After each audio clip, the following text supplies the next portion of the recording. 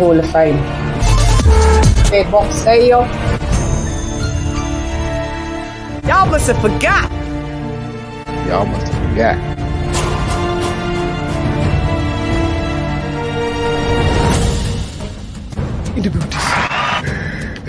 Atención.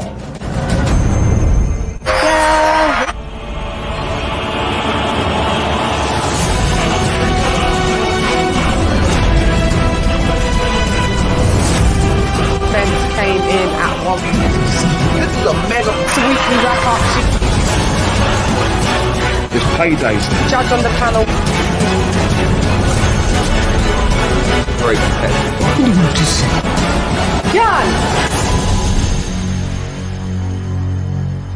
T-minus 30 seconds.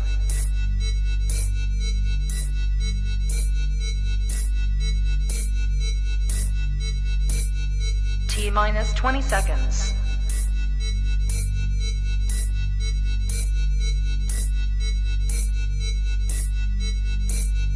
Ten, 9, 8, 7, 6, 5, 4, 3, 2, 1, 0.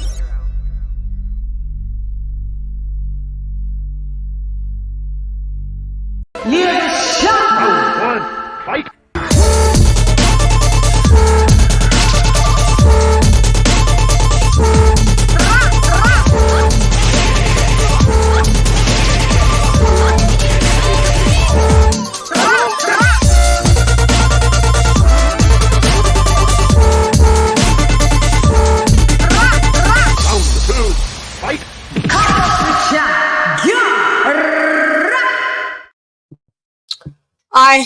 I hope that my mic is not clashing with, because I had to change settings and it took me a little minute to get back on. So let's just hope we're back on. Let me know if it's chopping. Ding, ding, ding, ding, ding. What up, Joe? Kaboom. Sorry, a bit too late. Listen, Ben Whitaker, we're here to see a history. And that was a historic. All right, what's the one? Okay. I'm introducing, introducing, introducing.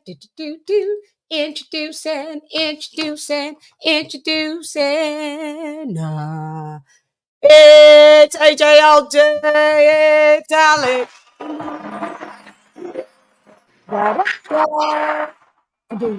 Hey, Chan, can you hear me okay? Yeah, oh God. Yeah. Yeah, Ben quit. Ben quit. He quit. Yeah, because I don't see what was wrong with his feet, his leg. The way he fall, it just doesn't make sense. I mean, how he landed, like no impact on his. No, he quit. He wanted out. Nothing. There was no impact on it because I turned it over because I took a nap and then I woke up and it was already in round coming into round 5, right? Yeah, right. And then I heard them saying that he didn't look good the most of the fight, and then I was watching it on my phone and I thought, let me turn it on my TV. But when it's pay-per-view with DAZN, you've got to have one or the other. So I had to reset. And then by the time I looked, it was the action replay of him going over with dude. Yeah, because when I turned it on, it was already at the end. He was already laying on the ground, and I thought he got knocked out. So out as well. Then he showed the replay with him tumbling over the ropes, and I'm like, yeah, because it was a split screen. I was like, did he get knocked the fuck out? So tell me no, Ben, you didn't get knocked out like that. But yeah, you're right. I was just on Jules' live stream, and they was telling me that this dude was giving Ben some work. He was having a tough fight. That's what they were saying. Yeah. Then afterward, then so it's like, I think he quit. He quit. I mean, his stock just took a huge hit, man. It really did. What was left of it? I'm beginning to feel that it's not as advertised on the tin. It's not what it says. It's not what it says. Please get the fuck out of here, man. It's my night. Yeah, it's not. Sorry, I shouts out to the members. I didn't do members only roll call. I am massively late. I know you guys are all on all different streams. There's loads of streams going on, but we're here to see history in the booty.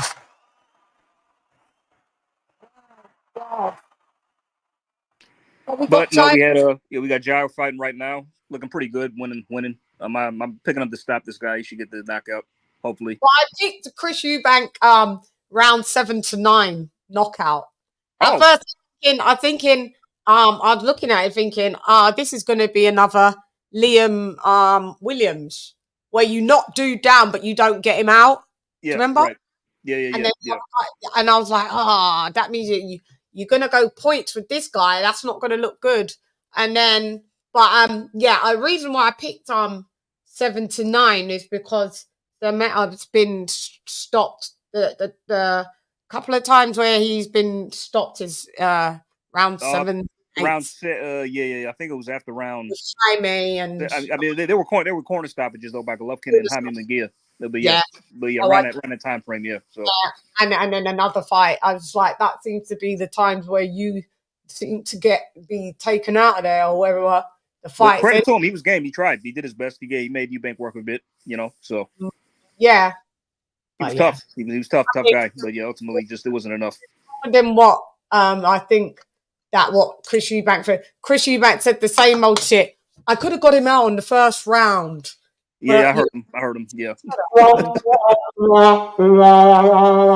like, but I had a year out the ring. Well, that's your fault. Like, I mean, why you chose not to fight for a year and be inactive? I mean, whose fault is that? You check if there's a lag on my thing, like if my sounds are not clashing with the board, because I was on Fatty Stream and I had to go through my laptop mic instead of doing it. I'm back on this one, but remember I was having a little bit of issues. Actually, let me just check. Yeah, no problem. Let me just mute 1 second. 1 second. No, I'll put it on. Where are we? Yeah. Yeah. What? Well, if the Jack got him with a good one there, might have stunned him. Getting this guy out of here, unfortunately, for Massey. For Massey, it's going to be a little bit too much, I believe. He's already being dominated by Jai anyway. So he's not having any success.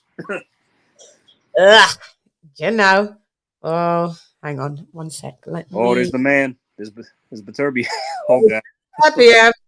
So, let's hang on. Let me just mute 1 sec. Oh, actually, I can't mute because I need to be able to listen.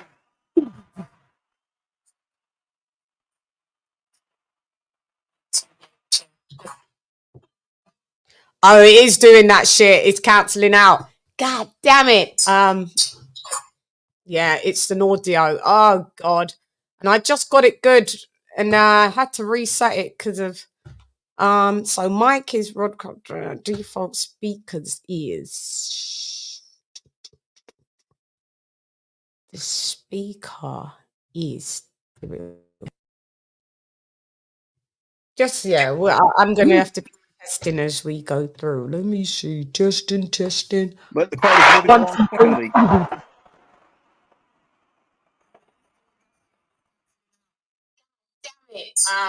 Let's see if it changes a bit. Hang on, you'll hear me back in a minute. Because I have to. I just got it good. And I had to reset it because of... So mic is broadcast. Default speakers is... Thanks, Lisa. I love you, sis. Speaker is just well, I'm going to have to testing as we go through. Let me see. Testing.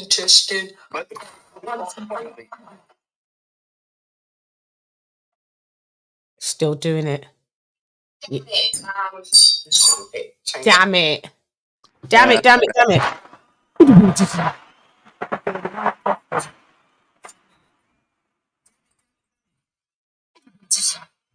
Yeah, I forget which one it is, which setting I had it on. Damn it. Damn. I may have to leave, then come back. Sometimes that's what it is. Echo cancellation out, reduce by... so echo cancellation must be off to use stereo audio. I don't know. I forgot which is the settings. Let's have a look. Jai looking. All right. Getting tagged a bit in this round, but nothing too bad. Yeah. So. Still winning the round though. So. Yeah. Speakers roadcaster. It's the speakers. Yeah, speakers. Damn, Jai wants a knockout, man. You could tell.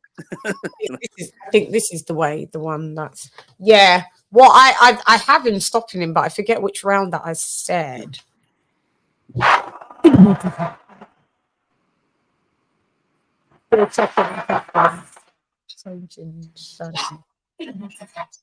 No, it's still doing it. Let's leave the studio and come back in 1 second. Okay. Yeah, like 1 second. Leave and I'll be right back in. Yeah, okay, that's right. Leave.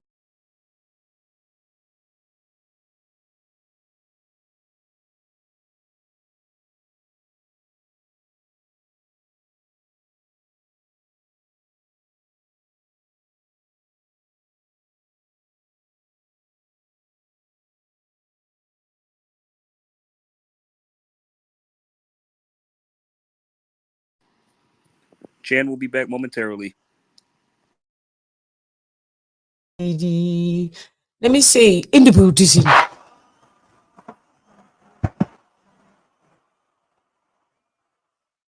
Yeah, let's see what it says. Let's check the feedback. No, it's still doing it.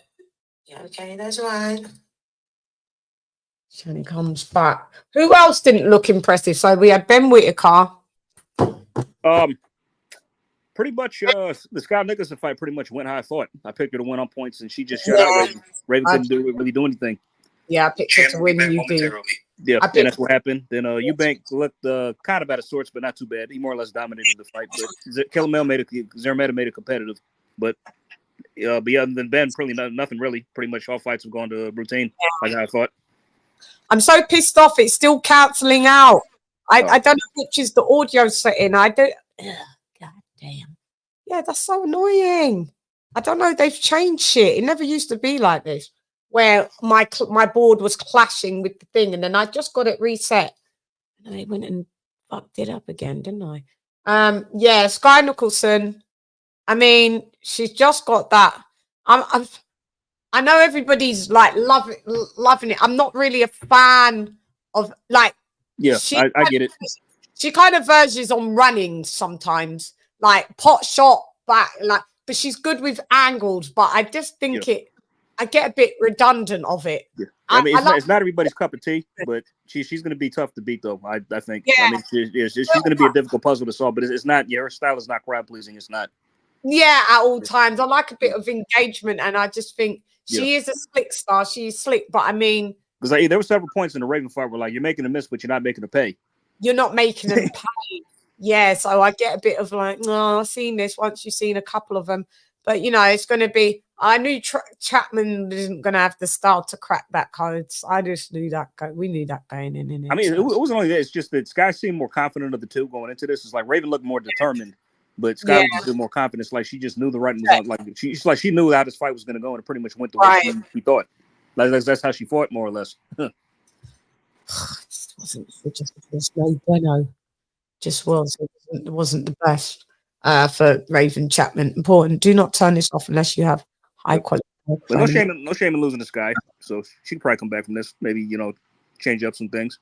Enables audio processing features like that, noise suppression and auto gain. Sorry, control podcasters and musicians often turn it. Okay.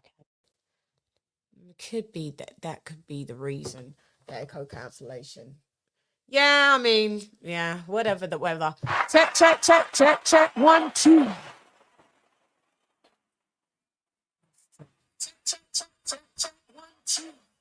Nope. Still not doing it. Oh God, it's so annoying. No, fuck, man. It means I can't use my soundboard right at the minute because I need to. Well, I'll be going through it. But Jan, if you want, you could go live later. We could kind of experiment and stuff. Yeah. Maybe just you could toggle with it, try to fix it. So yeah, because that's what I had to do before. I had to go live by myself and go through the settings and get it right. Jack Massey's getting peppered up. He's tough, man. He's got a chin. Well, you hear it when he's going like this. Oh yeah. I don't know. I just think it's when I talk, but I think on the outside you can't hear it. Hey Lisa, Hey, Lisa. Thank you for telling everybody in my late ass. You know, it's just laid back when we come to just see what's going on in the sport, eh? Hit the like if you want to hit the like. Gotta hit the like. Gotta I hit think John it. needs to work on the body. He needs to go to the body a little bit more. Jai. For Yeah. Jai, yeah. Maybe that's the way to take him out. Yeah, he's headhunting a little bit, isn't he? Yeah. He's landing clean, but he's not really, phasing him much. Massey's got chin then. He does. He's durable. Because I think he went the distance with Joseph Parker, heavyweight. Parker. Yeah, And, heavyweight. Then yeah, Joseph then him, yeah. And yeah. And you know, with also with Chris Eubanks, Jonathan Banks was in that Joseph Parker's trainer. Is he? He was. Oh, he was. Oh, was. Okay. Yeah, Jonathan, before Andy Lee, okay, Jonathan Banks, I'm sure was, and I'm sure he was Cecilia Breakhouse's. Yeah, that's true. He was too. He trained her as well. Yeah. Well, yeah, I think, yeah. So Chris Eubank, he's the problem at this point. He should just realize that. He was throwing like they said, he's throwing them wild uppercuts from out of range. And that's what Joshua did, and what happened. Yeah.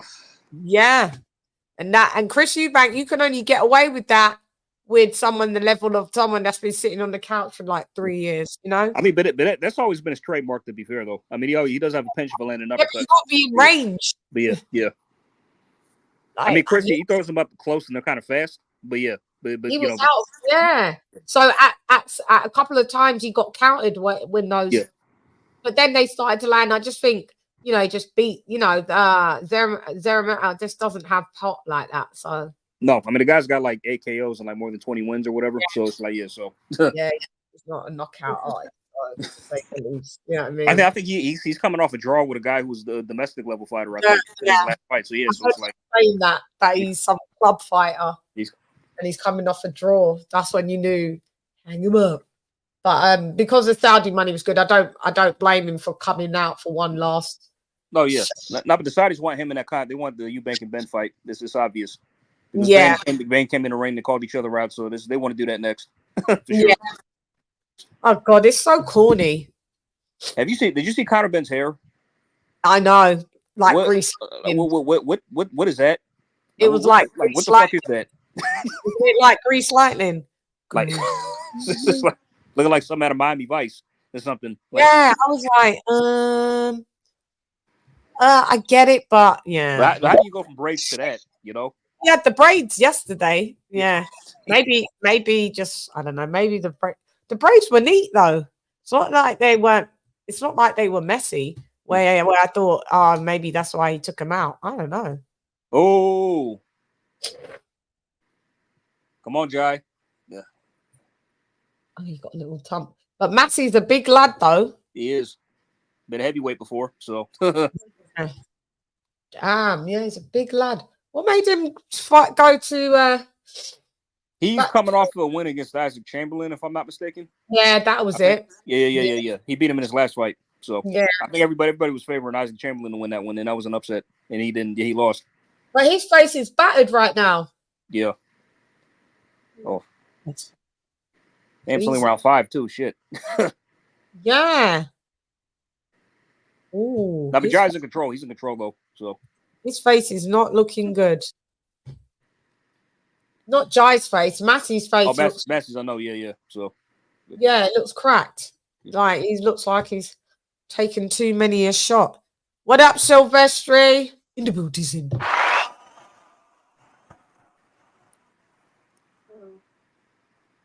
Woo. I don't know if you lot can hear how my sounds. Okay, so Opataya. The thing is, he's so intense, isn't he? He's got this look of just I don't know, like he's this just ominous look on his face every time you see him. Like he just wants to hurt you. He doesn't smile ever. He looks like he's always unhappy. He's just stoic. He looks like he's not happy if he's just not fighting. Literally, like whenever he's outside the ring, he just wants to. At the presser, he doesn't smile. At interviews, he doesn't smile.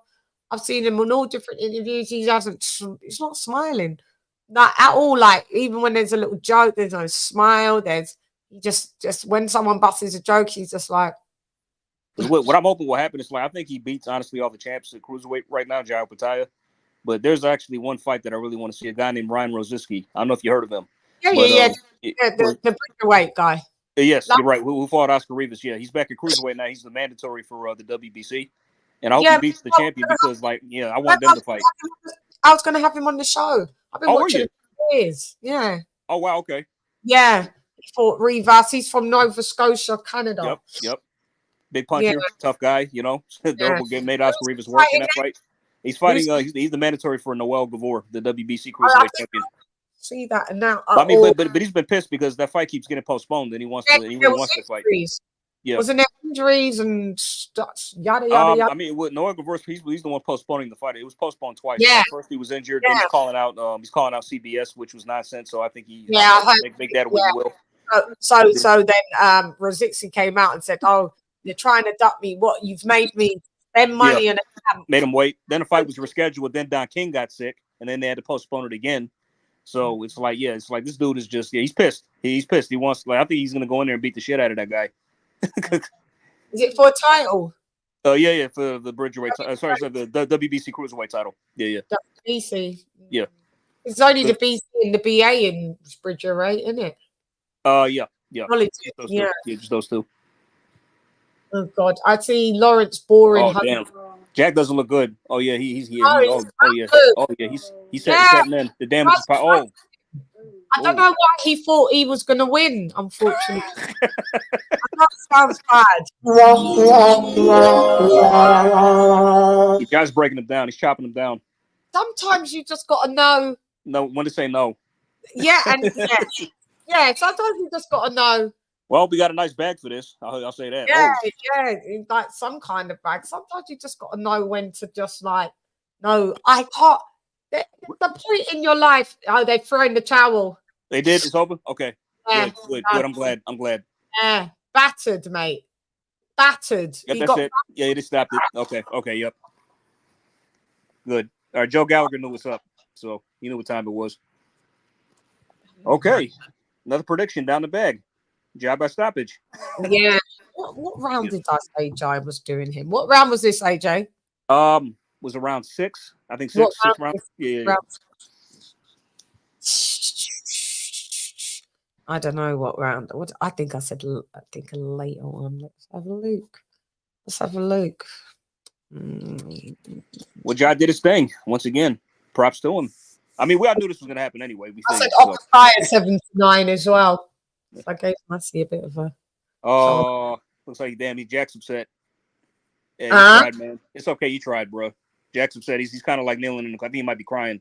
I'm not sure, but he looks like Jack's upset. Crying, like he might be, but he's just bending over in the corner like he's upset. Yeah, so. But you knew you couldn't beat him. You knew you didn't have the physical, gifted talent. Like sometimes, listen, like I like singing, but if someone said you have to have a singing contest against Beyonce or Rihanna, I'm going to say I could probably beat Rihanna, but I can't beat Beyonce. So I'm not going to enter. You can't just be looked at like that. Like you must know that you can't beat. I mean, it's funny because I don't know if you heard about the sparring stories with Beterbiev. Like there's a guy named Lonnie B who sparred him that said like sparring Beterbiev was like the equivalent to getting hit by a car. I've seen all the commentaries. I said it on my one. I mean, but it was funny. Like I think like who the interview. I think it might have been said, but some of the interview talking about like, what would you do you think you could beat Beterbiev? If he said no, I wouldn't take the fight. He goes, do you think you know I wouldn't take it? He said I wouldn't take it. I declined. He said those are everyone that sparred him is just like nah. Beterbiev, how he hits is no. But Chan, I've heard they were paying guys to spar him and they still wouldn't go do it. Despite them being paid. They ain't paying you enough to get those hits in sparring sessions. It's not enough. Jack Massey, listen, mate. You knew you could beat him. You knew you couldn't. You got battered. That's crazy that Joseph Parker couldn't stop this guy now in hindsight, isn't it? Like that's because Joseph Parker He's not a power puncher. No, he's not. He's a polite guy, pretty much. Yeah, he's not When's a power. the last time he even got a knockout? Anyway, I mean, he's won by on points, yeah, but I don't know when's the last time he even stopped him. I can't remember. I can't remember. Yeah. He didn't stop Ruiz. That went points. He didn't stop Wilder. I mean, if anyone, even Fury stopped Wilder. For real. Wilder's not, Fury's not a big puncher. Still fighting to this day. To this day. To this day. You just sit here, you don't know what I'm. Well, this day is over. Yeah. Come to do what I do best, you know. That's a site to get the fans what they want to see, you know. At the end of the day, no one wants to see a 12-round fight. It's a whole bunch of heavyweights up here, and we're the hard hitters. And at the end of the day, people have things to do. Yeah, he looks like he had been crying. His face looks like that hurts, mate. That's why. Where's the defense? Like, your face is a mess. And you're the big lad. You're massive compared to Opataya. Damn, yeah, man, look at the size difference. Jeez. But Brett just stopped the heavyweight pretty much because that's where we fought, you know, Parker. So, I mean, but the thing is he a natural cruiserweight? That's what I'm wondering. So, I don't know. It looks like, I don't think so anymore. Maybe, I think, you know, maybe, I don't know. Maybe it's just because Opataya is not that big himself. So I'm not gauging it if Massey looks like he's big for the weight or if he's naturally a cruiserweight.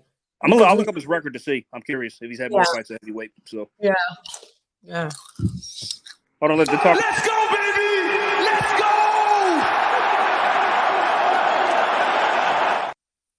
Joshua, we need to see you. Let's go in that rematch, mate. That's what For we real. need. Hold on, Chad. They're talking to Jai. Let me see what he has to say. Hold up. Yeah. Guys, you know, Jai's not going to be. Let's see if he smiles. A little bit. There's a little bit. He cracks a little bit. Hey, Uncle Rick.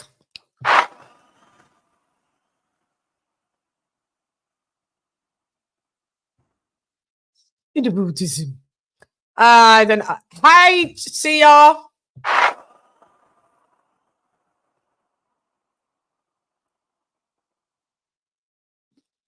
Sorry if my soundboard is cutting in and out.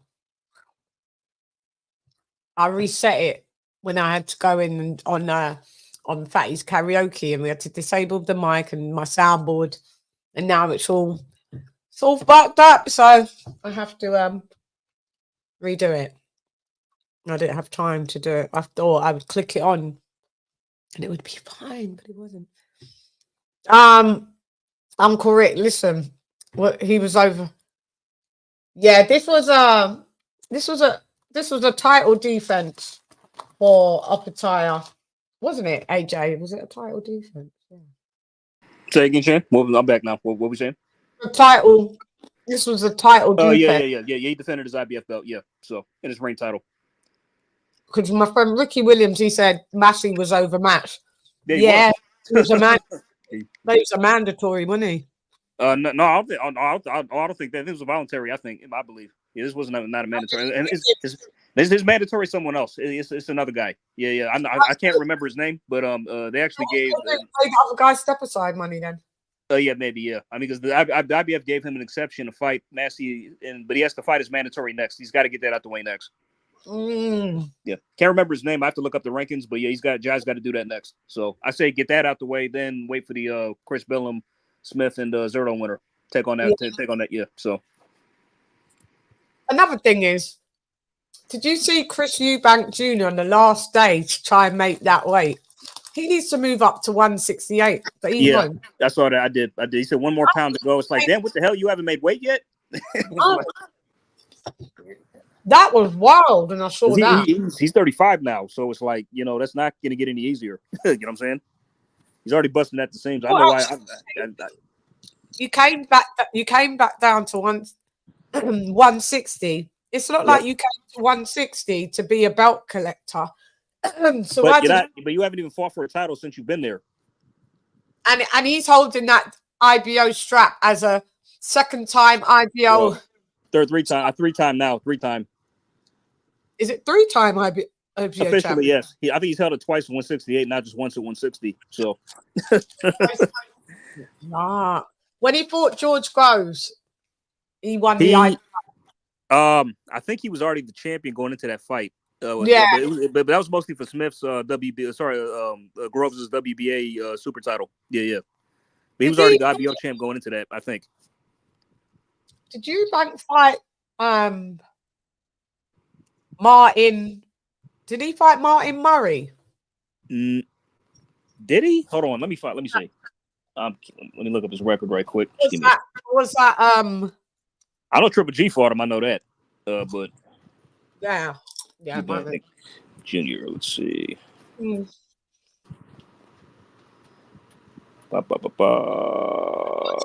Murray's last fight, and then he retired. I forget who it was with. Who was it with? Let's see, Martin Murray.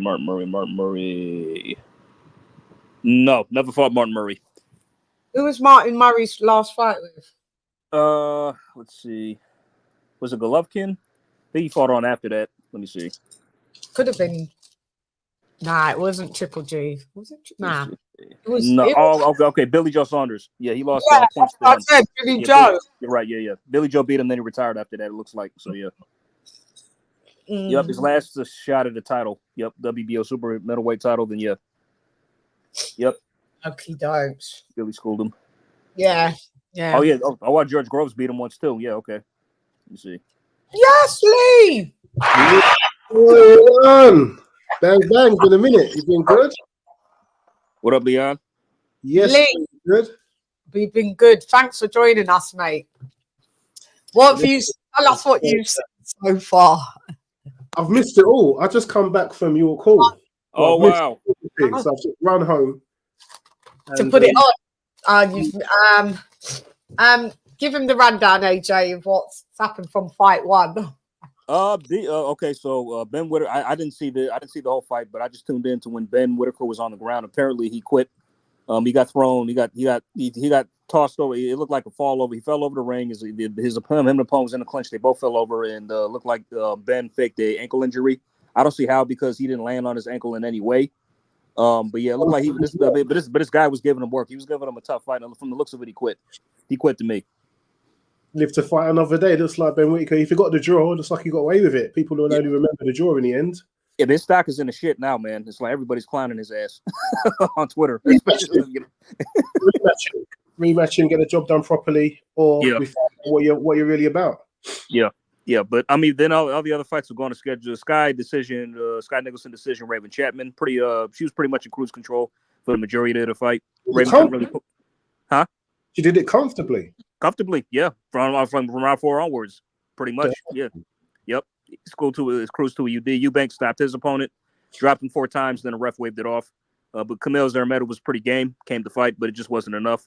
And Jai Opetaia just made quick work of Jack Massey. Just battered him and stopped him in 6 rounds. His corner pulled him out. What we got next is it? We got Fabio Woodley versus Fraser Clark, the rematch. Yes. This is the one I've been waiting for real. And I will learn to shut up a bit and not talk too much with my calling of the fight, even though it's fine. That's the whole point. No, but when I played it back, I was like, you guys were talking, and I'm just shouting left hook, left hook. It was like, no. So yeah, I've got to behave a bit. I can't be, I got to step back. But mine has been though. I've been on a roll with my predictions so far. Me and Chan have. I mean, pretty much. Let's just see if Fabio gets the stoppage in this one. That's what I'm going for next. You think it's Fabio stoppage? I am. Yeah, I picked the stoppage 10. I think I picked 10 to 12. I think the end, mate. I think Fraser Clark's gonna do him. I think gonna do him on points. Could happen. Could happen. Yeah, it could. I mean, because he was honestly he was losing. I mean, Fabio. I think he was losing when when he came into the fight by stopping him. Yeah, he was until he knocked him down. Like he was honestly behind. Remember, his jab was too fast for him. Yeah, I remember he was just snapping with that jab, and he was out. He just got out muscled in the end, and he's got a knockdown, then a low blow, and I think Fabio dropped him twice, right? no, he dropped him once and then one low blow. Got a point off for a low blow. Okay. With a low blow, and he hit the canvas, and with all of that, they still scored it a draw. So I think if Clark just neatens up a little bit, he should take home the points. But you know me and my predictions. I don't gamble real cash. Yeah. No, I'm looking forward to it. But Leon, who you got for the main? Beterbiev, Bivol. I'm going Beterbiev. Okay. It's a toin cost. I'm going Beterbiev. It is, man. It's a flip, bro. I mean, yeah, me and Chan, we got Bivol on points. We got him by decision. So that is a very smart call. Yeah. He won't fall into his traps. He'll do enough to dance around him. But I just think Beterbiev is going to punish him, hurt him to the body, and slow him down, and then just get him and go for it. I think it's I think Beterbiev is going to find a way to punch through some brick walls and break the Bivol puzzle down, and just I'm going for a late stoppage round 11. For sure. That's credible. Either scenario could happen. I could see, honestly, Bivol stopping him as well.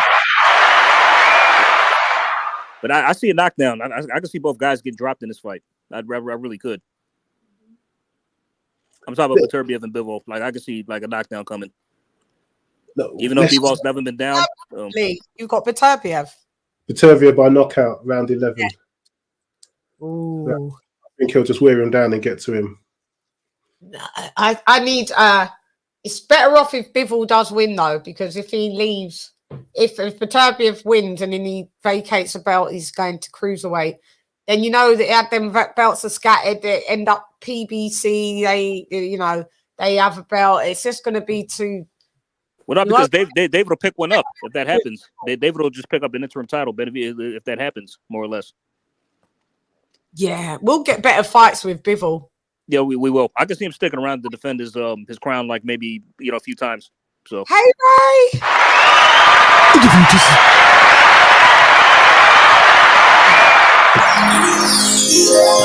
untouchable empire, baby. Yeah. Hey, is that Guardian Dog? What up, Guardian Dog?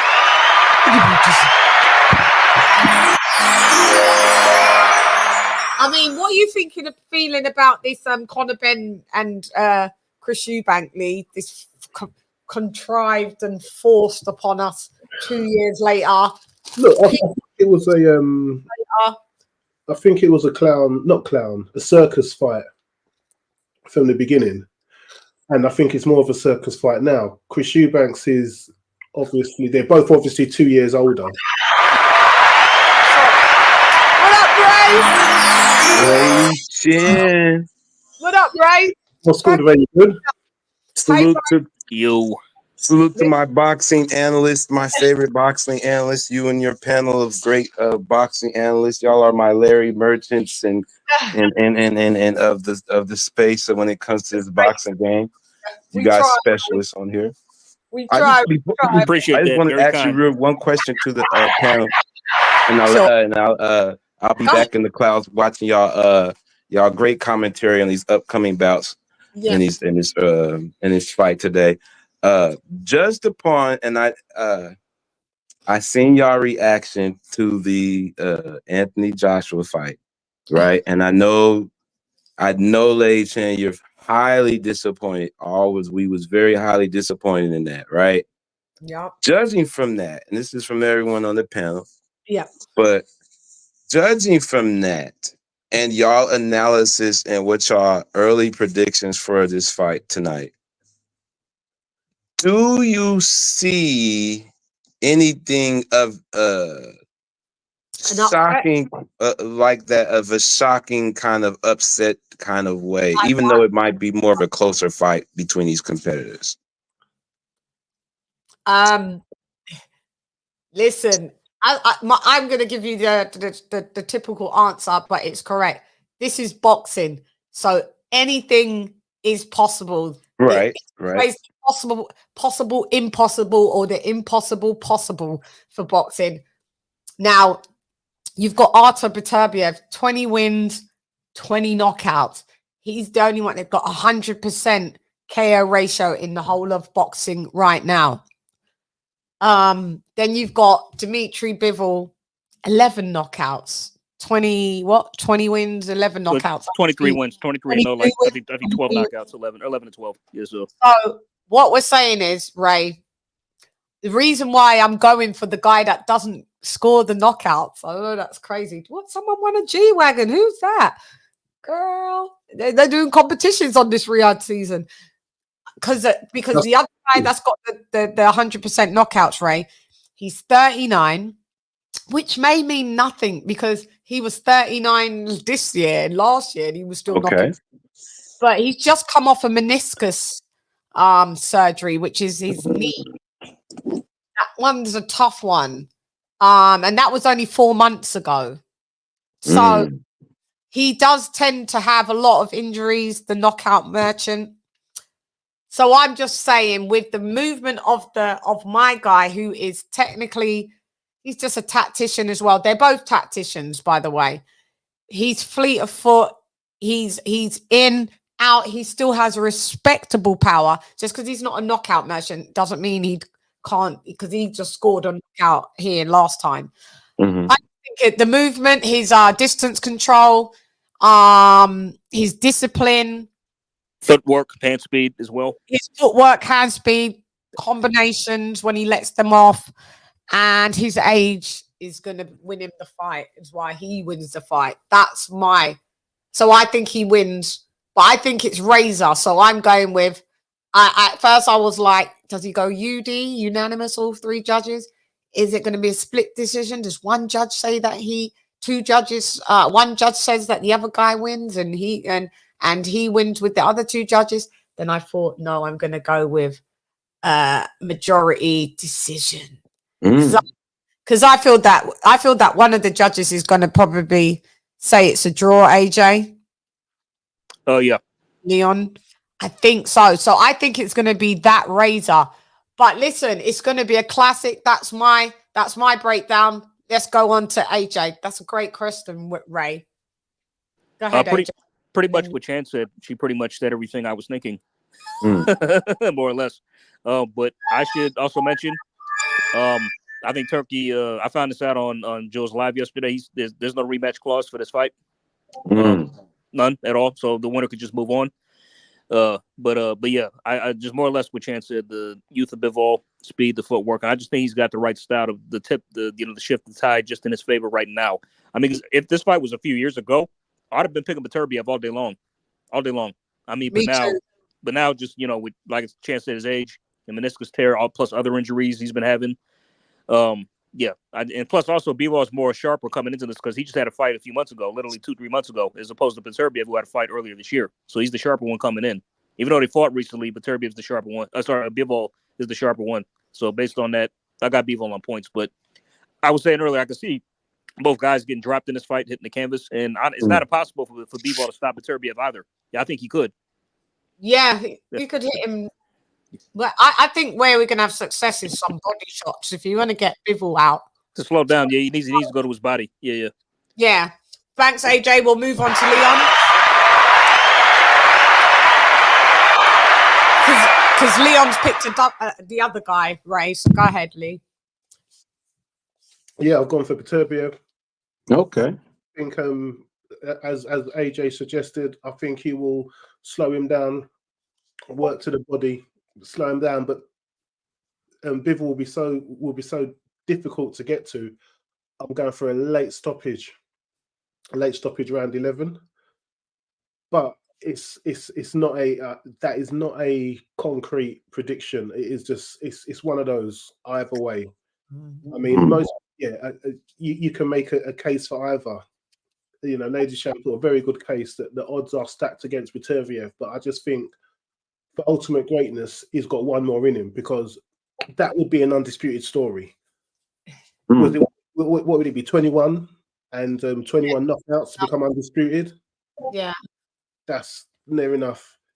That's near enough. Your perfect. Your perfect round for the division to go to clean it out that way.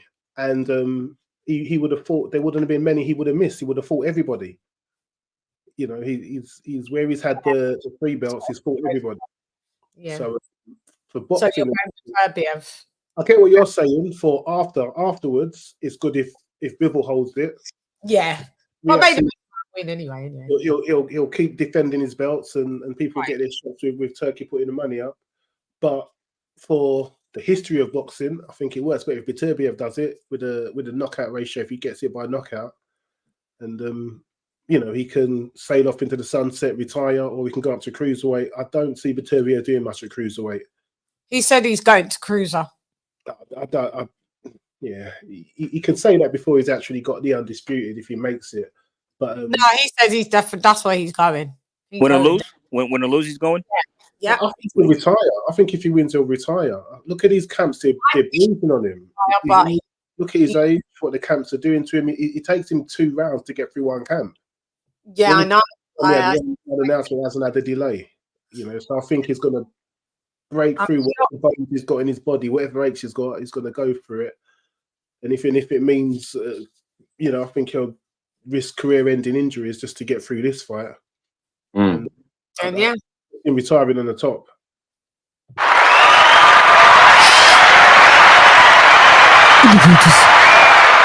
That was our breakdowns, Ray.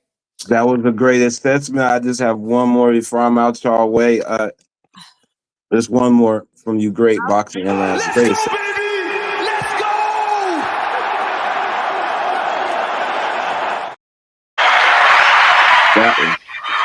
was fun. Thank you. I appreciate that. That was very informative. One more thing, though, to you great boxing analysts of our time in this space, for real, and beyond. Judging from now that I've gotten to know y'all well, I've gotten a chance to go back and watch the Bivol and Canelo fight. Okay? Yeah. What were y'all thoughts then, and after y'all seen Bivol's improvements since? What would you have thought he could have done today with Canelo? Would it have been the same, or he would have probably defeated him with today's Bivol in comparison to the first go round? Okay, so I absolutely must have been drinking the Kool-Aid, because a lot of people did, though. I picked Canelo to beat Bivol. And the reason why I picked Canelo to beat Bivol at that time is because Bivol was coming off a couple unimpressive wins, meaning he's come off the Craig Richards. Okay. And Craig Richards isn't like, you know, he's not really like world. He's not world level. Well, you could put him at world level, but Craig Richards has never had a world title, so he's kind of like just below. So he's like fringe world. So, sorry, I was just looking at Fabio Wardley. What is he coming in? What song is he coming into? Oh, you guys watching, right? Let me tune it in too. Let me tune it in too.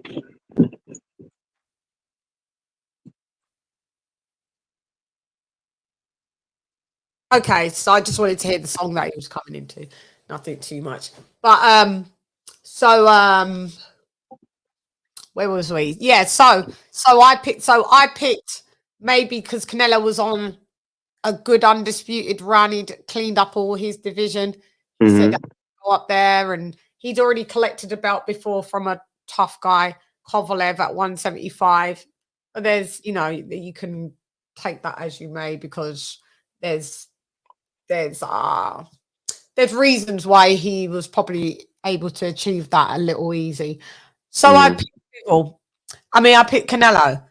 Now, Canelo has got a hell of a chin, but Canelo doesn't like movers, and Bivol is a mover. So Bivol kept his guard tight. He kept with his discipline. He stuck to his game plan. That's a Russian way. They don't play. They don't deviate from their game plan. And he's the bigger guy than Canelo. Canelo's 168. Bivol's 175. So although Canelo hits really hard, and they were hard shots, they wasn't bothering Bivol to that degree. And the flurries that Bivol was giving to Canelo was bothering Canelo, pushing him back. Canelo just is flat-footed. He's not fleet of foot. He just didn't have the answers for it. He's just not a better boxer, mover than Bivol. Now that was only what, 2 years? When was that? 2 years ago. 2 years ago. Yeah, I mean, any division, if Bivol comes down to 168, which he offered Canelo, and I'll fight for your belts. Canelo turned it down. Canelo was supposed to rematch Bivol straight away. He didn't. He all around the houses, and it looks like he's run out of options now of any fights. Now he's talking about, oh, I'll fight Bivol. I don't know. Bivol said he's not really interested right at this minute anyway. Don't blame him. People's time. So Bivol to me beats Canelo anytime. He's just the better fighter than Canelo. So I wouldn't have it change from then till now. It'd be the same fashion then till now. Canelo's got a hell of a chin. He wouldn't be knocked out by Bivol, but he would just be ridiculously outpointed like he was before. So what do you guys think? Lee and AJ? Pretty much. Oh, sorry. Go on. Whoever wants to. Okay. I think that. All right. So before the fight, I was aware of the danger Bivol posed. I pretty much, but I went with Canelo to win by decision. But the only reason I did was because I thought that he would just get a gift, or Bivol would never get a fair shake out in Vegas. That's the only reason I picked Canelo on points. But I always believed that Bivol could beat him. But I just never thought he'd get the decision, which he credit to him. Maybe he made it so decisive that the judges couldn't rob him, even though the scorecards were a joke. The fight was far wider than the fight was far wider in my eyes than the judges had it. But more or less, yeah, it's just Bivol was too big, too skilled, too strong, too fast, and really he never had to get out of first gear. And he just pretty much had every answer for what anything Canelo was trying to do in that fight. You know, even when Canelo back to the ropes, I honestly believe he let that happen because he had nothing to fear from Canelo. He didn't respect his power. He couldn't really hurt him. And Bivol just, easy points winning. Honestly, 10 times out of 10, he's got Canelo's number. Bivol beats him anytime. And honestly, I think Bivol fully could stop him if he wanted. Because even in the first fight, Bivol really never had to get out of first gear, to be honest. I mean, he just went there and did his thing. And I think if he could have forced the stoppage, you got a knockdown, he could have done so. But yeah, Bivol's got his number, and I think Canelo is wise to probably stay away from him.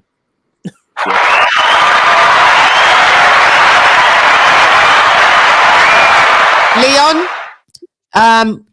what did you think of the Canelo fight when he fought Bivol? How would you, and if they fought again, would it be anything different? Yeah, I think he used his Callum Swift tactics by trying to punch through his guard, and he thought he could break him down. Whereas Bivol's just got too much iron in his bones for that. He could handle Canelo's power, so the tactics were wrong. But I do think in a rematch, Canelo would make adjustments. Him and Eddie Reynoso would come up with a plan, and it would be closer. But I still think Bivol would beat him. I think the best Canelo is still able to be contained by Bivol. So I just think Bivol's just too big, too strong, too skilled, and yeah, I don't see Canelo having any success, any real success. He could get done on the cards. He could produce a better performance and end up with a robbery win. But if the judges were to be fair, I see Bivol beating him every time. Thank you, guys. Thank you.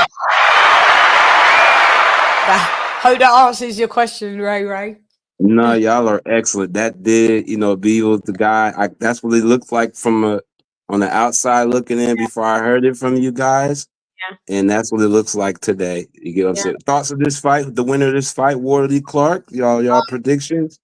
I've got Fabio Wardley round 10 to 12. He dropped Clark.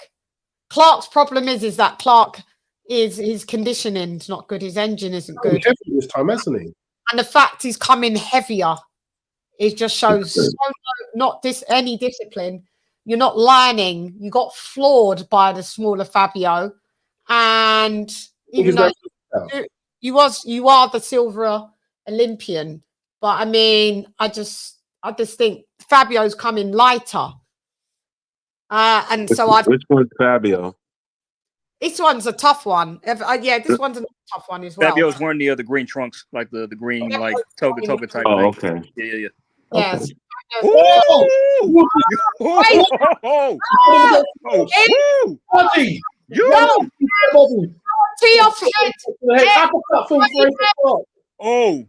Oh, go ahead. This is what I like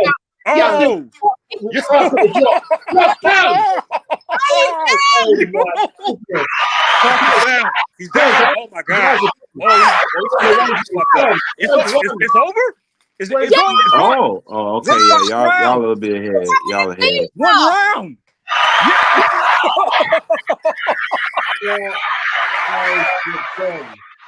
Chan, I gotta see that again. Let me mute. I gotta see that again. Hold up. Fox eyes were on. He don't know where he is. Oh, wow. Oh, you got it one fucking round. Are you kidding me? Like, oh, his lip is cringed. Oh. Wow. Wow. His lip is cringed. Hold on, Chan. I'm gonna mute. I'm gonna be back. I gotta watch that again. I gotta see that again. Oh, he had his lip cringed. So where are we putting Fabio Wardley now? Where are we putting Fabio Wardley in this heavyweight? Are we sneaking him into the top 15? Any higher than that? I told ya. Didn't know it was going to be this. But that was brutal. Yeah, that was a beat down. He beat him up.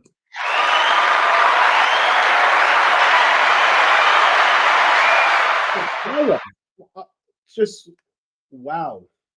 He had his whole mouth turned to the left when it looked out of place, like he was in a seizure for a second. Yeah, his eyes were gone. You're looking into his eyes, and he was not. Yeah, look, his eyes were gone. Everyone's worried now. That was a vicious finish. Like the way he that was vicious. He cannot get up. His eyes, he hasn't got it in him.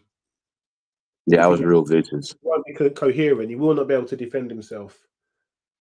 So, Shan, where do we put? Good call, Shan. Where do we put Wardley now? Not Wardley. Yeah, Wardley. Where do we put him? Top 15? Top 10? The top 15. He's domestic. He's proving himself at domestic level now, isn't he? He's got to move beyond these domestic levels now. He's got to try and step up. Because I mean, you're gonna have to still do. He's still got to be like European Commonwealth. Commonwealth. He's already been English. Who knows British? European Commonwealth. They might skip that, but I feel they should build him to that. They shouldn't just throw him straight at world level. I'm not saying that he can't take out some low level, world level fighters, but let's try and build him correctly because he's already down. Huh? I see them trying to give him somebody that's been up there but is on the way down. Who? Yeah. That's what Fabio Wardley would beat some. Joyce or something. That was scary of what I saw Fraser Clark's face seizing up. Yeah. Look, he doesn't know where he is. Like they're doing all of the tests. He doesn't know what happened. Like he's still sitting there. Like they're worried. That's why they're still in front of him. He's got Ben Davison, by the way, Anthony Joshua's coach. Let's go. You got to do better than that. Let's go, baby! Let's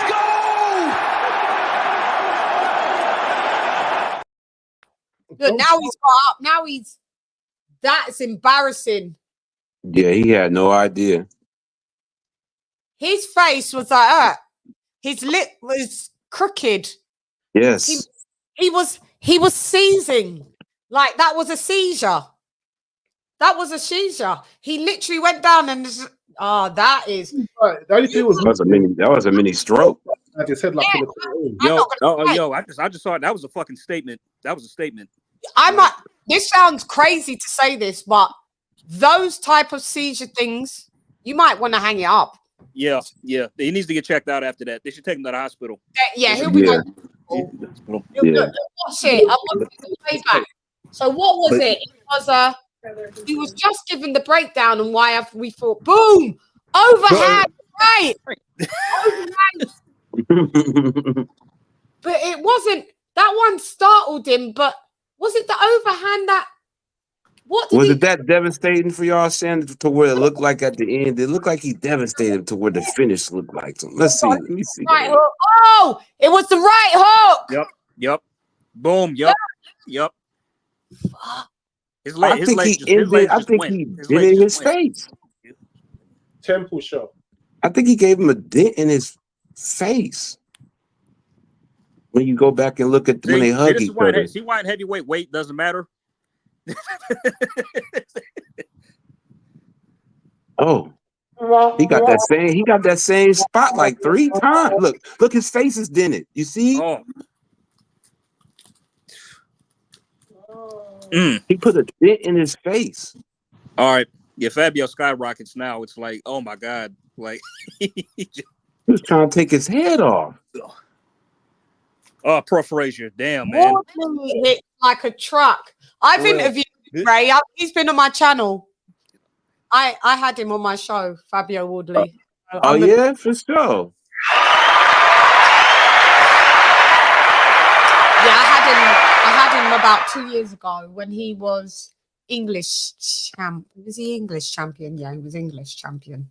That's right. And he's from the UK, right? He's correct. He's from the UK. Okay. Yeah. Oh, Listen, both of them was okay. Yeah, Victor Lockland. Look at his face. He was. Yeah. He was. Oh God, yeah, he was. Yeah. He put a dent in his face. In the side of his head, isn't that a dent? Yeah. That looked like a dent.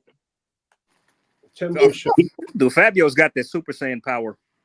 He's half Nigerian. He's what? Half Nigerian. He's half Nigerian and half what? Half what, Chan? Half Nigerian and half what? Okay. Oh, that's what happened. White American. It was that last one, y'all. That last shot he did put that broke move. So what's the equivalent of white collar in America? Is there an equivalent of white collar in America? That's a good question. I'm not too sure. I mean, I think there is. I mean, I'm not sure if there's any white collar fighters out here though. Let's just wait. He is a Commonwealth champ. My bad. He is already Commonwealth, Fabio. Oh, yeah. He's got a yeah already. Yep. Okay, yeah, he's going up to world level. Yeah. This was a statement. This was a statement. Yeah, he's got okay, so I'd put him. You'd have to put him at the lower end of the 15. Yeah. After this, I would for sure. This was, one round. Come on, man. Like he just destroyed Fraser Clark. Listen, Fraser Clark. I don't know how you can come out heavier like that. I think he was going for the knockout. Who Fabio? Fab was or Fraser? Fraser Clark. I think he came in heavy going for the knockout. Yeah. That didn't matter. That went out the window. Exactly. He was clearly slower. In the first part, his jab was so quick. Like Fabio Wardley could not avoid his jab. He was eating his jab for the first 3 rounds. They were snapping, powerful, quick, rapid jabs. This time, he didn't want to throw it so quickly. I think he sacrificed a bit of speed. He wasn't snapping that jab, and then once Wardley got him against the ropes, it was all over, because even before he got that salvo, he turned his back against him. Like, he felt the power from then. He turned his back. It's like a plea of mercy. And Wardley showed him none. And he just went for 3 hooks. And that last temple shot just gave him a stroke face, man. Man, that last one was crazy.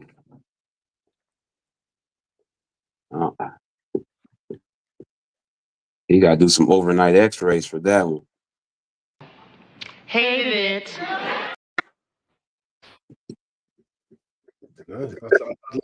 I'd enjoy a bit of Beterbiev doing the same, to be honest, getting a brutal knockout like that. That would make my Saturday evening of boxing complete. Your wife and son, they are lost to me now. The same pain sears both our hearts. Brutality. Flawless victory.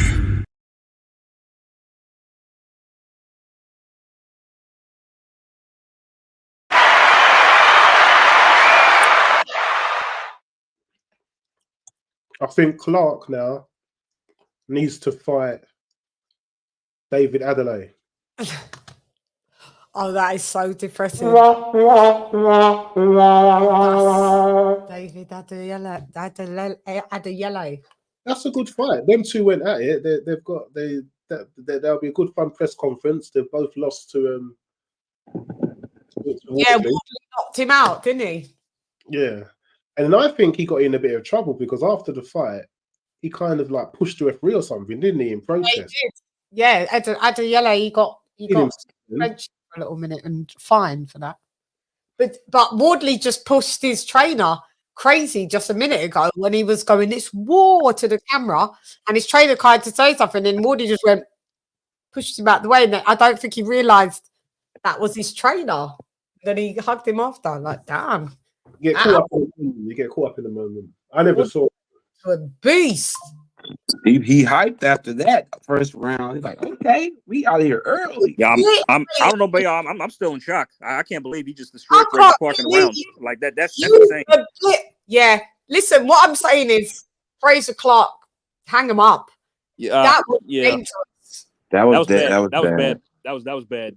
It was this really guy, Fraser Clark, is a silver Olympian. Silver medalist. Silver medalist, right? But he turned pro at 30. You're already 30. Yes. He's already 30, what, 4, 33. Listen.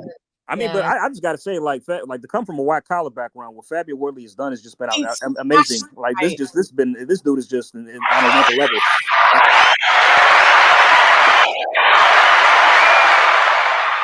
He smashed it, mate. Yeah, I knew this guy was gonna be something, man. Like seriously, every single fight I picked, I've never got wrong, and it's only been a few. You know, this is making the highlights. He's never lost. That is a highlight reel, like that is a highlight. Yeah, that's a statement. That was like the best one on the card so far. We never even got into the fight. We were finishing our conversation before the literally, and at the end of the first round, then the fight ends. And the fight was over. This whole remember what we've been saying about these Saudi cards? They be dragging too long. This one's gone so fast because all of the fights haven't gone according to plan. It's the plan, yeah. Like we had last 3 fights get stoppages. You know, Fraser looked totally average. Oh man, he looked like he didn't know what to do. He did. He tried to tie up. To be fair, I think he was hurt. He was still hurt. I think he was hurt by the shot. He tried to tie up, right? You're too heavy, so you're all sloppy. You guys must be seeing it again. Oh, they're showing it again. Oh, yeah. He got caught in the same spot 3 times, you guys. He was going. Yeah. He got hit in the same spot 3 times. Getty legs. Then he pummeled to the body. Then he misses. Right. Straight. Same spot. Body shots. Right. 1, 2. Yeah, Fraser landed an uppercut. That was the third one. Yeah. He got his guard up. Nothing. Goes over the ropes. Boom. Yep. Boom. He just looked a mess. Oh yeah.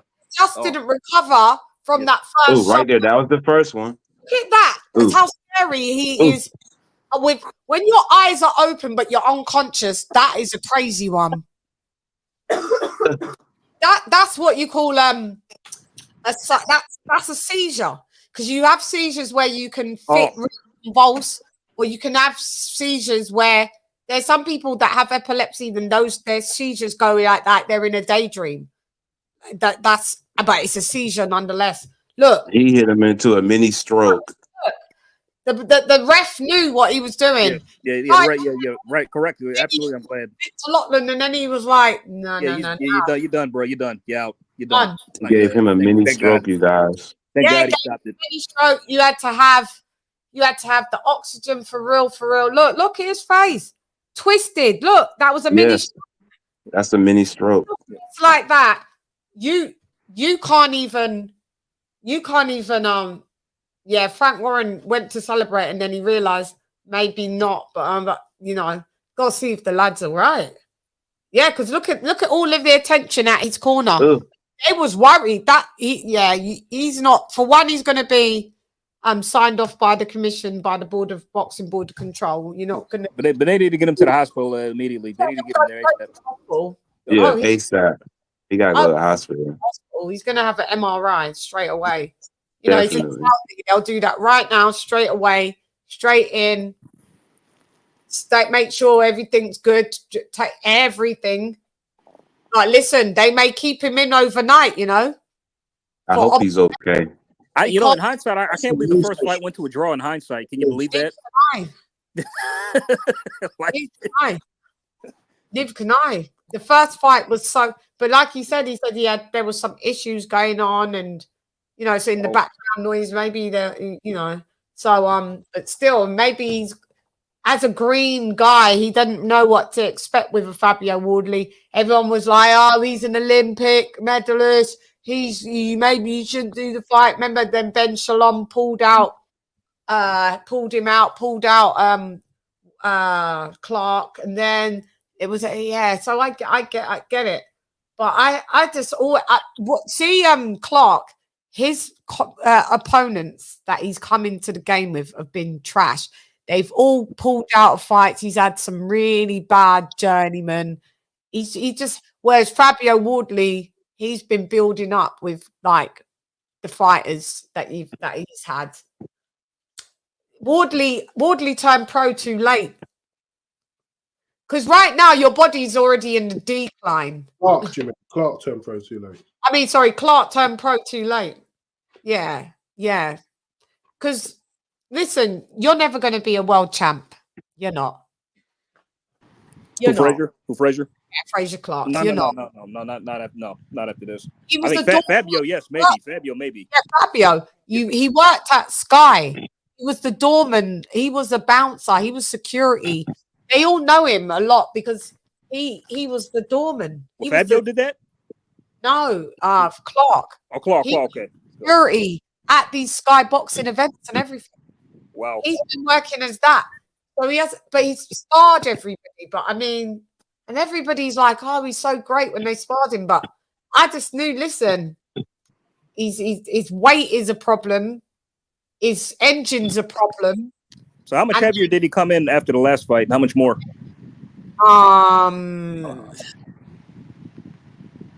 Maybe 10 pounds. Maybe? 10 pounds? Okay. Yeah, maybe about 10 pounds. Yeah, he came in at, what did he come in at? 280s or 270? 271. He was 271. 71. And Woodley came in at like 241. 241. Yeah, 30 pounds. He'll be outweighed him by. Yeah, okay. So maybe he came in at, he's about, 5 pounds over from the last fight. It's 5 to 10. But over nonetheless. And everybody was like, if your cardio was the problem the first time and you were saying that, why would you come in heavier? Just to me, it just lacks discipline. And that's he doesn't really, you're not really cut out for this. Fabio, he wants it a lot. He's got a point to prove. I just don't think just because sometimes you're an Olympian, it doesn't mean that you do. No, I mean, sometimes just because you have your medal, or because we even had gold medalists who just shit the bed as pros. You know what I'm saying? And look at Ollie Harrison, Leon Spinks. Yeah, So, Ben Whitaker. Yeah, exactly. Silver medals. Look what happened to him. He just punked out. So. Listen, man, that was a Street Fighter move right there. That was Mortal Kombat, actually. Fatality.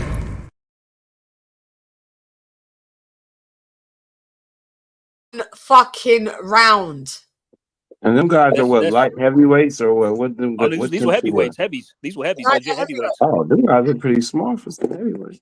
Really? No. I mean, from the ones that I've recently seen, yeah, fairly. They're the same height as Anthony Joshua. They're 6'5" and 6'6". Are they?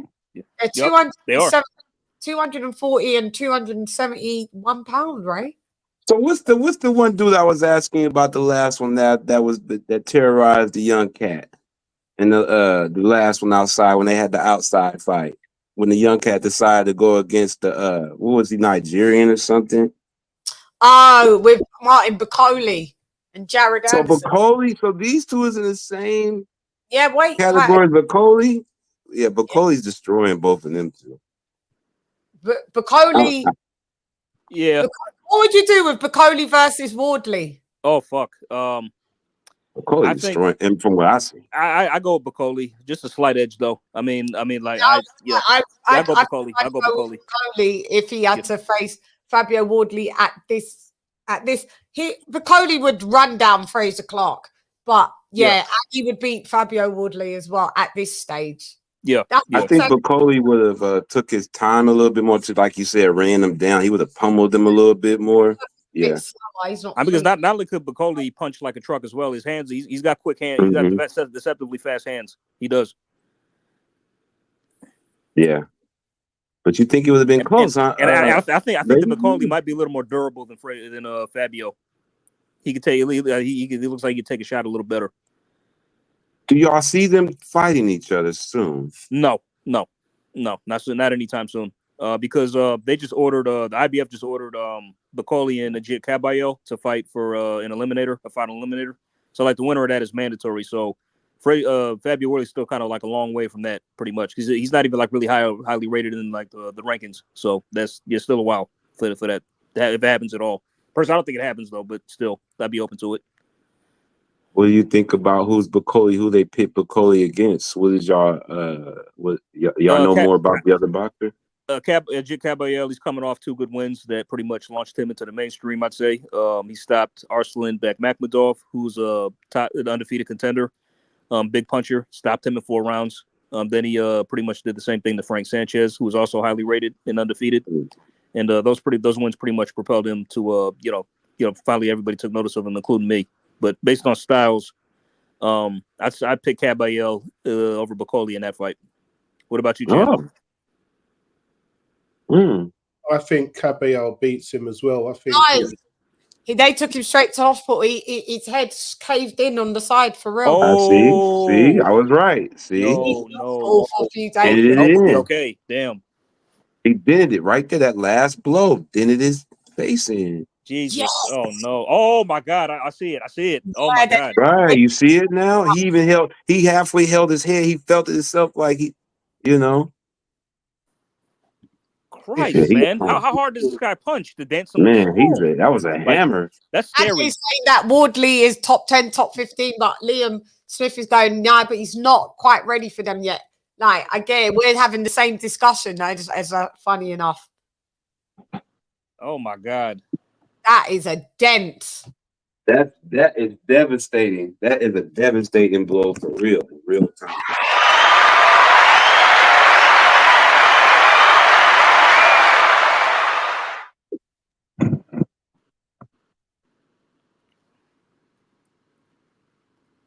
Who do you think? Do you think Atoma is going to fight Wardley? Or is it? No, that'd be good. I like that one. That'd be a good one. Too far behind, or is Atoma?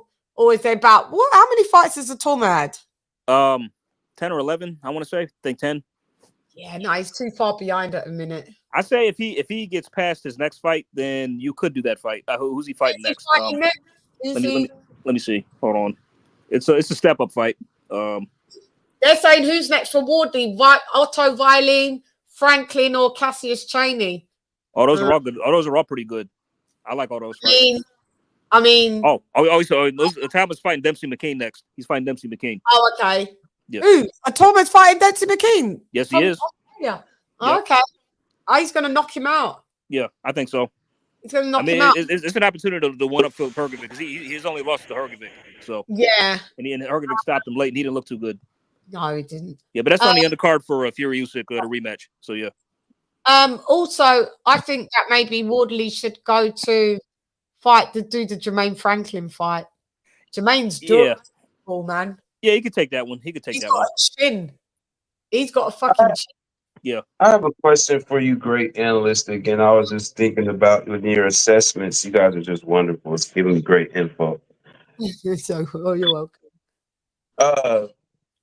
The Ryan Garcia Haney saga. One, do you think they're going to fight again due to the guilt of what's been happening and the drug scandals and the things that may have transpired in the aftermath of that? And where do you see Ryan Garcia from here? If not that, where do you see his career from here? In y'all honest in assessment. You go first. Hard to say, really. I mean, it seems like this guy just wants to be a social media influencer and just some idiot. But personally, I don't. I mean, well, I say he probably just goes to YouTube. To be honest, he might have 1 or 2 more pro fights, but I see him transitioning full time to social media. I mean, because this is a guy who clearly is not set on winning any world title of any kind. If he was, he would have done so by now. I mean, he's just focused on the bag pretty much.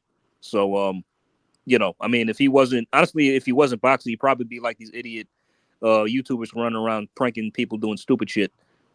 So that's I mean, if he didn't box at all, but yeah, that's what I see.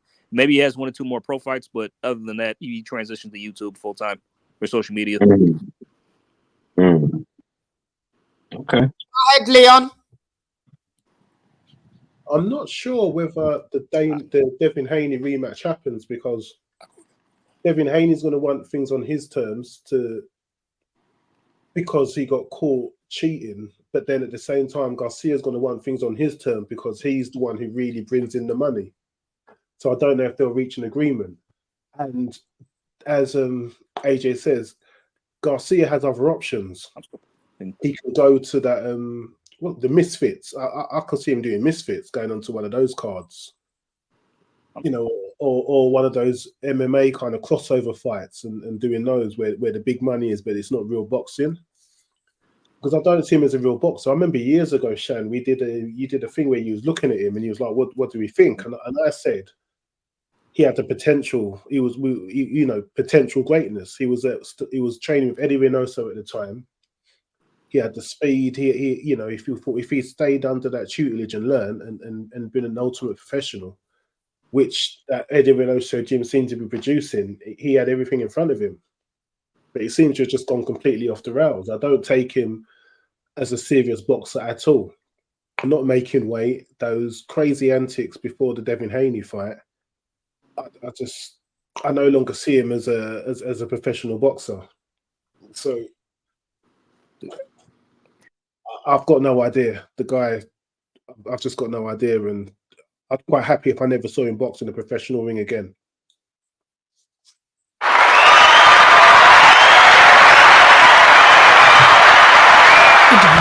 Me too. Ryan Garcia and Devin Haney. I mean, I've overdosed on that story. I just don't care. I shouts out to Devin Haney. He hasn't done anything wrong, but I mean, I just can't stand Ryan Garcia. I'd love him just to.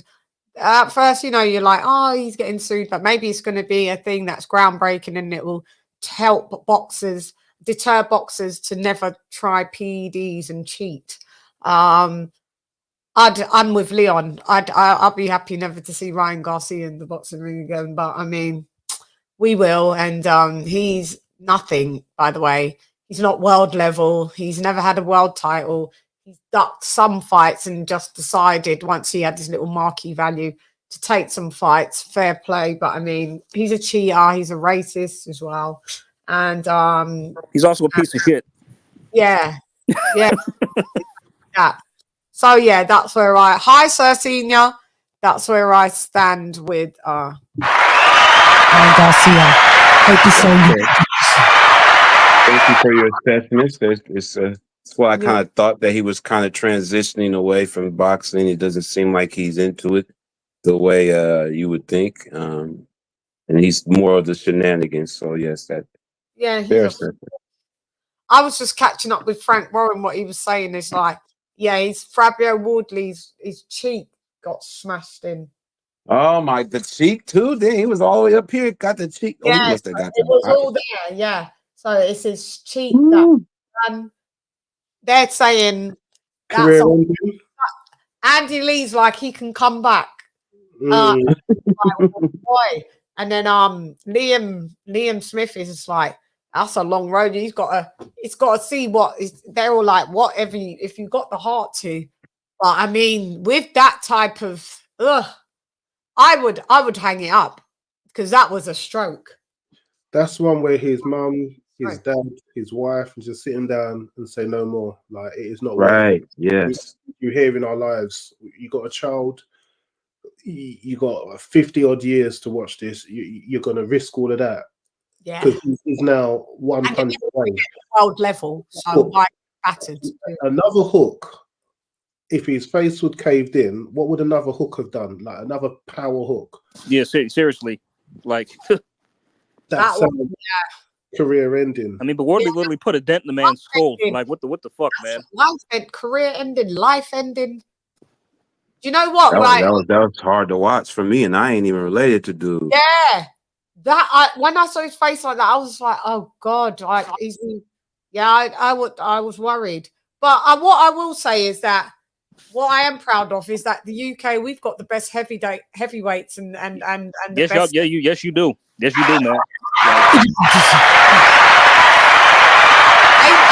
the tide changed? It used to be America that you lot had the best heavyweights. We've got the best. I'm sorry, it's extinct here in America. It is. Yeah, and we've got the best next generation of heavyweights as well. I forget the Ukraine though with Alexander Usyk. He's like a one-man army, isn't he? Yeah, for real, he is. On this side of the pond. On this, he's wiped out our 3 best heavyweights. Yeah. Your three British guys literally, he's beat them all. Like this. yeah. I mean, I guess we've got still the top ones though. Yeah, I mean, Alexander Usyk's going to beat everybody, isn't he? Only thing that beats him now is Father Time. That's pretty much it. The pond, he's still on this side of the pond. So on this side of the pond, shall I say, we've got the best heavyweights, and then specific to the UK, we've also got the best crop of heavyweights. And Frank Warren possesses quite a lot of them as well. So is Fabio with Frank now, or? Yeah, he signed with Frank. Okay. Yeah, he's over the moon. He must be. Frank's saying that's a massive statement on the world stage. It is. That's what I was saying. That's exactly what I said. Good old money, even better money. He's making decent money as it is. Yeah.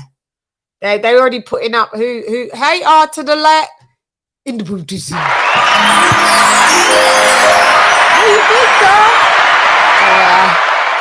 Where you been, girl? Where you been, girl? Did you just see that, Fabio? Did you just see that, Arlette? Please tell me you just saw that caved in part of his face. That dented his skull. Instantaneously. That Ray saw it as he called it, as he saw it.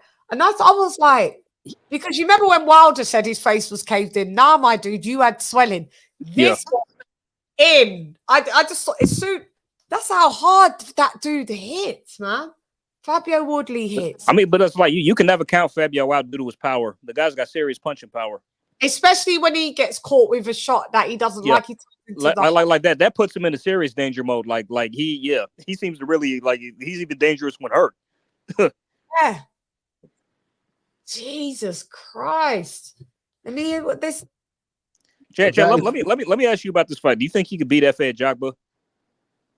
Age? Do you think Fabio Wardley could beat F.A. Jogba if that fight was next? Yeah.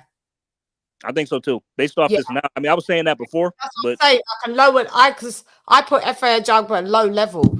Like I mean, because ever since he lost to Frank Sanchez, it's like I haven't been impressed with him. Really. Oh, yeah. It's like he's become very gun shy and just try to become a pure boxer. Yeah, I was never like before that the man was a knockout artist. He was taking out everyone. People out. And they was like, oh, he's the next Wilder. But I mean no. It wasn't ever. Yeah, I think Fabio Wardley beats him. Well, they've got. What about Anderson? Yeah. Yes, yeah, I do. Anderson, so he's listen, Anderson, he's good for certain of it. He ain't got the heart. He ain't got Anderson ain't it. Everyone thought it was it. I remember when I was on like Team Anderson and I just started to sit. I was like, nah, this guy ain't it. Before as soon as it was ramping up and I saw the Charles Martin, I went, nah, this guy ain't it. Fabio's he's already in the top 10 of the sanctioned bodies. He's getting up there. I mean, with this one, it should get him up even higher. 10 already, haven't they? Let me see. Okay, so with the IBF, he's number 12, and he's ahead of Jared. He's ahead of Jared in that. Jared's 13. Then the WBO, WBA. He's not top 10. Yeah, no. WBA has him at 8. No, sorry, 9. Excuse me. Then WBO has him at 8, and WBC has him at 8 as well. Oh, Yeah, so he's top 10. He's top 10 for 3. He's top 10 for 3. Yeah. Low, but he's still top. He's still in the top 10. He's low, but he's And still in the top part of me is like, because there's such a dip in such a great disparity in the division. Like you've got the Usyks, you had the Usyks, you had the Wilders, you had the Furies, you had the Joshuas, and then there was a massive fall off dip that you just had to put people that you wouldn't have really necessarily put in the top 10 in the top 10. If you get what I'm saying, like the top 10 wasn't as stacked as what it had been in yesteryear. There was is anybody listening? Anybody agreeing? Yeah, we're listening. The top 4, and then after that it fell off. You could do Fury, Usyk, Joshua's, Wilders at that time, and then that was it. And you know you had Dillian White, and then that dropped off, and then but now you've got so they had to kind of do fillers where people that are usually really top 20 at the bottom end, had to be pumped up to be into the top 10. Because I mean, to put Fabio Wardley even in the top 10 at that time, before this, is a bit crazy. Is what I'm saying. That's a massive disparity. That means, I mean, he's had only a few fights. So to be a top 10 fighter and you've never won I just thought that was a bit. I just think it's the heavyweight division's a bit. Yeah, but that's governing body rankings, and I mean, that's if you're in line for those Saudi cards with those Saudi purses, you're more likely to be ranked now, isn't it? And those ranks could be Fabio Wardley's ranks could be inflated because he's in that. Yeah, but it doesn't matter. I mean, he's still not fighting. He still wasn't cleaning out any top 10 opponents for him to then be ranked top 10. I don't think he's what he warrants it. I was saying, does he break into the top 15 or in between 15 and 10? Because he did 8 and stuff. I was just like, on 3 of them. It's just another reason as to why you can't always. Sometimes money dictates stance in your body rankings. That's true. That's very true. That's true. And merits. Because I think you even had promoters in the past saying that they would pay the same to get their fighters ranked. Yeah. I mean, and then now, obviously, with the defeats of Wilder, Joshua, Fury, it opens up now. Now you've got the Dubois, you're looking at the Atomas, you're looking at the Wardleys. Do you understand? It's changing. The landscape is changing now. Yep. Because you're going to see no more Usyk, no more Joshua, no more Fury, and Wilder. They're all leaving the building like in the next few fights, aren't they? So it has to be shaken up, and then you can definitely see that it's going to be Itoma, Wardley, Dubois already pretty much. Dubois kind of he's up there. Dubois, they're gonna be the guys. You're still gonna see Derek Chisora on 20 losses in and still be fighting.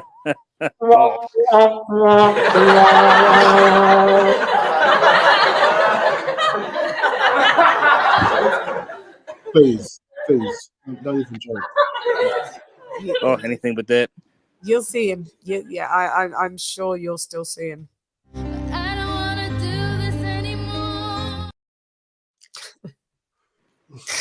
I'd like to see I wouldn't mind Fabio against Otto Ali next. Yeah, I mean he's just gonna annihilate him. Yeah, I wouldn't mind that. That's a step up, but that's why I don't really want to see it, because Viking coming up from a knockout stop-loss. So it was Otto Ali and Jermaine Franklin and Cassius Cheney. Jermaine Franklin is the only one who's coming off wins. He's coming off wins. So because if he beats Jermaine Franklin or stops him and stops him, and Joshua did it, that's a massive statement. Also, Dylan White didn't either. Yeah, and Dylan White didn't. So this is why Otto Wallin is neither here nor there. I think he's reached his ceiling. Yeah. He's not going to go on to do much at this stage, I don't think. So. No. So that's why I was like, the other dude, I'm not really I don't even really know. What was the other guy's name? Cassius Chaney. Michael Hunter just beat him in a very forgettable fight. Oh God. Yeah. So there's no point in that. One. No. The only viable out of those three was a Jermaine Franklin. Yeah, he's coming off. I think he's coming off 2 wins. So since those fights, off wins as well, and even his losses are not by stoppage; they're on points. Yeah. You know what I mean? Yep. With the losses. So, let's make the Jermaine Franklin fight, please. Oh yeah, nice. Oh, and he stopped him, and he stopped the guy in his last fight too in the 6 rounds. Jermaine Franklin did. So.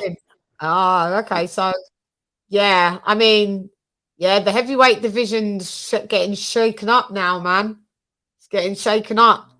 It's all of the ones that are shaking up, they're all because Usyk's going to be gone. They're all British lads. What I'm really liking about these Saudi cards are they're finding competitive fights for the people that lose. They're not just throwing them in the bin. So yeah. That's why I give props to it because even though Boachuk just lost to Virgil Ortiz, low key because he thought he won, he's gonna he already put him in against Madrimov on the undercard for Usyk Fury too. So there you go. So yeah, that's an example right there. Performance, they will fight you another competitive fight, and it rewarding effort and performance. And it doesn't, because sometimes there can only be one winner. But sometimes, you still deserve another chance. Right. Where he's putting enough money up and he's putting enough cards on. Right. It's something, and I really like that about him. I really do. Yeah, me too. He's exposing a lot of fighters that don't want to take the fights because they know they'll get exposed. Fighters that take the fights because they want the money and then they get exposed. That we know that they're not that good, some of them. If Turkey hadn't still, we never would have got Usyk Fury if Turkey would have never stepped in. We never would have seen it. We wouldn't have got this fight. Yeah, he did this one too. Like all the fights, he's made a lot of fight unattainable, unattainable fights happen. Yeah. Do you remember? So he is the asset. He's been the asset recently to the boxing game for you guys. It's fair to say. Yep. Yeah. Million%. Yeah. You remember when we was in? By the way, who y'all got winning that fight? Boachuk versus Madrimov. I'm going with Madrimov in that one. Okay, Madrimov. Yeah, same. Yeah. Gonna be a good fight though. What you say, Lee? I was just saying. Do you remember when we was in Dinal that Undisputed would actually happen, and now we're having heavyweight and light heavyweight. I know. So just seeing it was never going to happen. It's a shame that Turkey wasn't in the game 7 years ago. Jesus Christ, man. They school Canelo. Look at this. They're showing the highlights. And Suleiman was saying he's not allowing it because he's Russian. If Turkey was in the game 7 years ago, we would have saw Joshua Wilder in their prime. For sure. Fury and Joshua already. They would have probably been. Because there was a lot of money in the Joshua Wilder fight. There was. No, it's like, so like you got to wonder, like if Turkey would have stepped in, he probably would have offered the same amount, if not more. But still, it's like there was still a lot of money on the table for that fight back then. Yeah, it was undefeated and everything. Yeah. So you got to wonder, like, I mean, who knows? Wilder probably still wouldn't have wanted to do it because he said a no to 100 million back then. So it's like, you know, 100 million. Then that's true. I remember Turkey. He doesn't really negotiate, does he? He offers you either take it or leave it, and he moves on. It's just Yeah, it's true. There was 100 million on the table already, and Wilder said no. So yeah, might not have been made any difference if Turkey was in the game for that specific as well. It wasn't just. It would have still been great. It was about networks as well, wasn't it? And it was just and all that shit. BBC, Sky. Everyone can watch it. God, now that's all out of the equation for the most part. PBC still stay on their stupid island, the PBC island. Nothing ain't going on for them, mate. Nothing ain't going on over at PBC. I don't even understand how that company's still afloat. Huh. I really don't get it. I don't know why Tim Tszyu don't just leave. He's wasting his time over there. Yeah. Like, seriously, it's like sign with another promoter. I mean, like, and now he has to get his shit postponed or whatever, moved to another state. Why was you fighting in Florida? I mean, he wants because he just keeps saying he wants to be like a big name in America. I mean, well, it's not popping in America anymore. When it comes to boxing, it's not. You know what I mean? Don't worry about it. Just go where the money is, and that's like your home. Dude, he's a huge draw in Australia. Like, yeah. All right, I get you want to do America. Yeah, that will come. Just do some Australia. Get some big bucks because you don't know what's going to happen. This is boxing. Get some. You big, know why? Y'all know why? You know why? You know why they probably ain't left America like that? Because somebody gotta be the new Don King. Somebody gotta do it. Somebody gotta be the new American Don King. Somebody gotta do it. No, I mean, well, that's kind of like, I think that's kind of like Al Heyman in a different way. He's kind of like, it's like it's a cult there. We keep saying PBC is a cult. It's just like they fuck Al Heyman. We like Al Heyman. He never turns up to any of the fights. Half of the people that have signed to Al Heyman have never met him ever.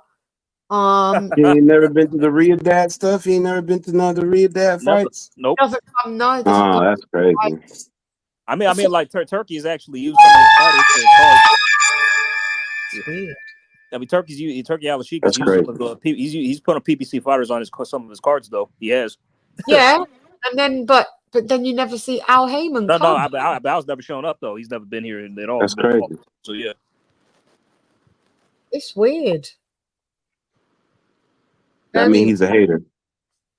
Because I don't understand it. He, on the one hand, it's like he wants to be inconspicuous, but on the other hand, it's like every one of his fighters has to thank him. Because it's like, if you want to be inconspicuous, just tell people, keep my name out your mouth, innit? Like, just thank the PBC. You know, you make it about the pounds, because they always mention Al Heyman, but then he's never there, and it makes him more of a talking point. If he was at least there, then we'll probably talk about him less.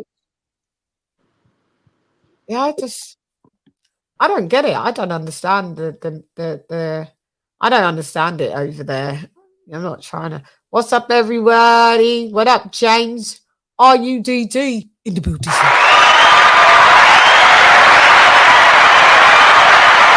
So, yeah, see, like the fighters wasn't. This fight wasn't supposed to start until 11 p.m. UK. So, like 45 minutes in like 45 minutes from now. But because there's been knockouts and pullouts and pretending to have an injured foot and just, I hope what they we already at the main card. We already here. Yeah, we're already here. And it's going to start a half hour. It's going to start a half hour earlier, by the way, as well. Will it? It's 2 o'clock West Coast time. It's on update on Twitter. Yeah, they said it's going to start like 2:30 my time. So yeah, 2:30 almost. It's still early. You and Ray's West Coast. Yeah. Mm-hmm. It's going to start in 15 minutes and. Yep. 15 minutes. Yeah, that's good because we was complaining that these cards can drag, but they made the card shorter, didn't they? Less fights this time. Did they? Say again, Chan? Did they have any halftime shows or anything? Did they have any performances this time? No, nothing. They was doing a load of stuff to just drag it out anyway. I mean, they put less fights on this card than usual, right? I think. How many were? Let me see. How many were there? So last time they had like 7 fights and all of that. Was it this early? Started the same time and finished at like fucking 3 o'clock in the morning. Yeah, well, walking out at 1 a.m. or something like that. Yeah, the main card was starting at 1. The main event was your time. Oh, your time. Yeah. Yeah, but it was late. Still our time. That's late though. Shoot. I'm sure they had like 7 fights. There wasn't 7 fights on this card, was it? Or maybe there was. It just felt like I said it went quicker. Nope, just 6. Just 6. 6. The last couple of cards on with like Fury and them lot, it was all 7 fights and Fury and Garnu, AJ and that. It was more. It was a lot more. It was 7 fights, I think. And I think they can hear that we were complaining. It's dragging on because even the DAZN, presenters were complaining like they're finishing mad late. They're tired. We're working all day, and then ring walks is now, instead of ring walks at 11 p.m.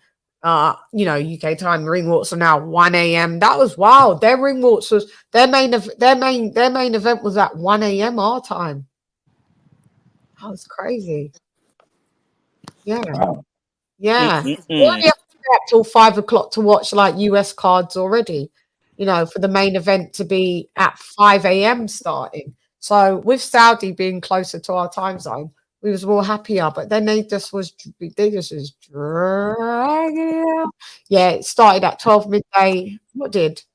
12 midday Eastern. That's right. And it started for AJ at like 9 a.m. one of them cards, didn't it, AJ? Yeah, for real. Yeah, I think the Day of Reckoning card started early too. I was on for like 7-8 hours damn near. Or not six, like 6 to 8 hours. For about 7 hours. Yeah. Yeah, I literally started at 8 and then ended around like I want to say 3-4 maybe. Is that AJ and Gold? Huh?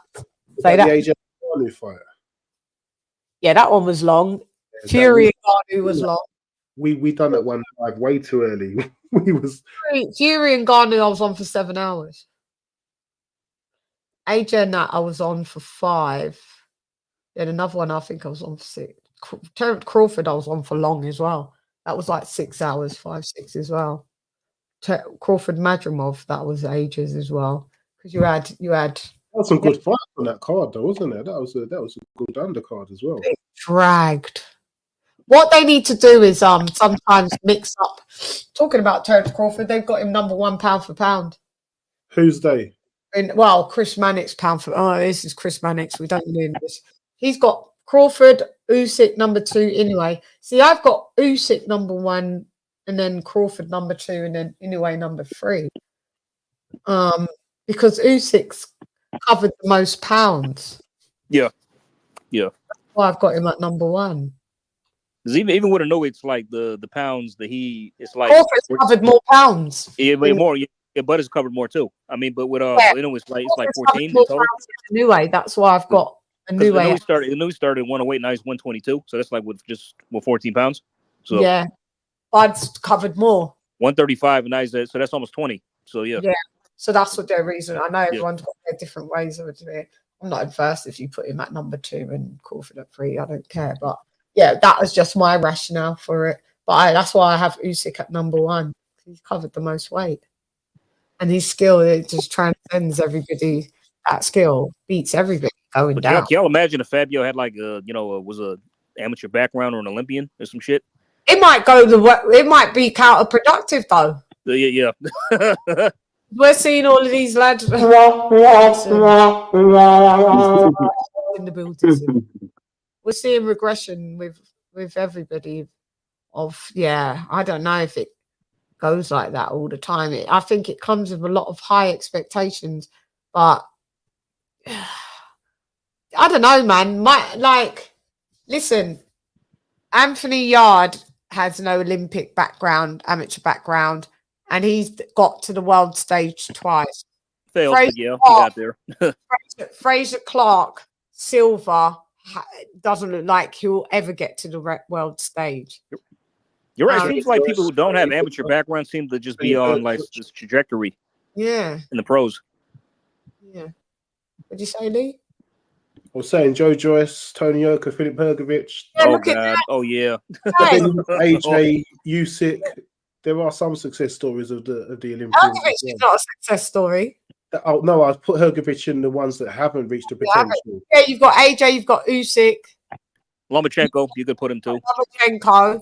Yeah, well, a few people, but I mean, what I'm saying is you've got a lot of people that are. Look at Tony Yoka. Yeah, get him out. Gold medalist and God, jeez. Dead. Just terrible. Lomachenko's thingying now, retiring then, is he? He's considering it, yeah, if that's what he said. So I don't blame him. If he wants me neither. To go. I'm out there. I think the Haney fights that will happen there. That's after this drive, pretty much. Yeah, he's I mean, he said he only took the Kambosos fight because of his dad. His dad wanted him to. That's it. Yeah, so he should just leave it alone. Then. I mean, this is why like him not fighting Tank isn't a surprise. Because he that's what I'm saying. He's been like, I don't care either, but he's been contemplating it for a while. That just tells me it's like for 7 years. yeah. I mean, but Tank, he swerved at him for years before, so it's like it's not like it matters now. So I mean, yeah. But so try explaining that to Tank fanboys. I don't think anyway. So nope, lumber ducked him. That's it. You know, it doesn't matter what you say. That Tank ducked him for 7 years though. I mean, yeah, he's just said, "No, I'm not doing it. See you later. I'll take the rest of the year off, and I'll let you know." Catch you on Do the y'all agree with Chris Manning's pound for pound list? Well, I have it different. Probably not. The top 3, I change. Well, the whole. So if I'd have to, I'd have. I didn't see what was down at the bottom. I would have like Usyk, like I said, number 1. I'd have Crawford number 2. I'd have Inoue number 3. I think I'd have Canelo number 4. See, I don't put people in the pound for pound list if they've only been a champ in one division. But I know if I take it out of that and you put people in the pound for pound list based on their skill set, like these 2 guys, if Bivol wins this, people are going to elevate him right top 4 pound for sure, aren't they? They're going to put him right up there. And I mean, he's not on my pound for pound list, but his skill set, if I had to just take away about him not being a multi-division champ, I would say his skill set is definitely probably, well, let's see how he goes out in this fight, but I would definitely say he's a top 5 skill set pound for sure. But yeah, I need to. There is Michael Buffer there. Michael Buffer's on stage. It's fine. I mean, you could actually say, like, I mean, if somebody's an Olympian or has a, gold business, that just means they're like overall well schooled, but that may not transition well to the pros. It may or may not.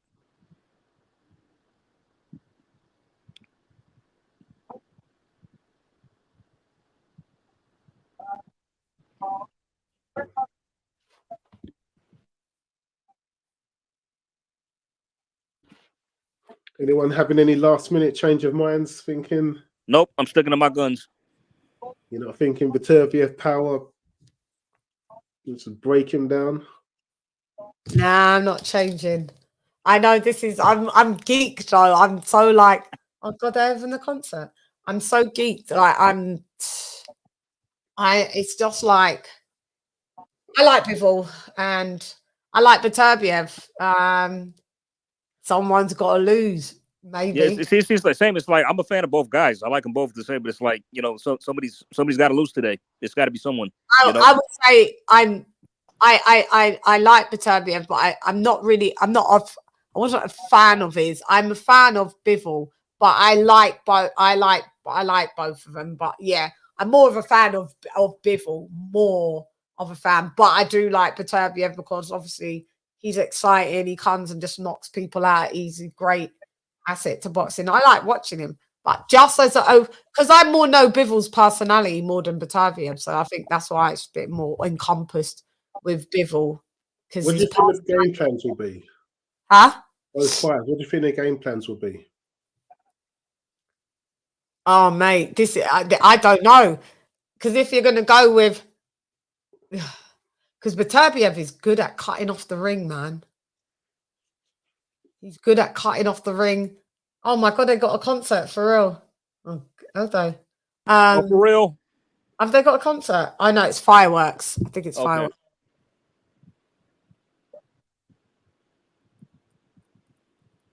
Yeah, it's fireworks display. Oh, it's pretty. God, that looks really nice, that little village that they built up around there. But I think it's I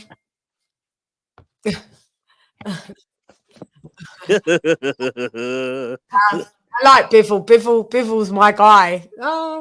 Maybe I do think Bivol's really, really tidy. He's quite tasty, but it's not. But do you know what? I know his personality. What do we know about Beterbiev's personality? We don't really know him. Well, I mean, would it be fair? It's like the personalities are kind of the same, to be honest. They're both stale. No, serious. You see Bivol crack little jokes and smile and.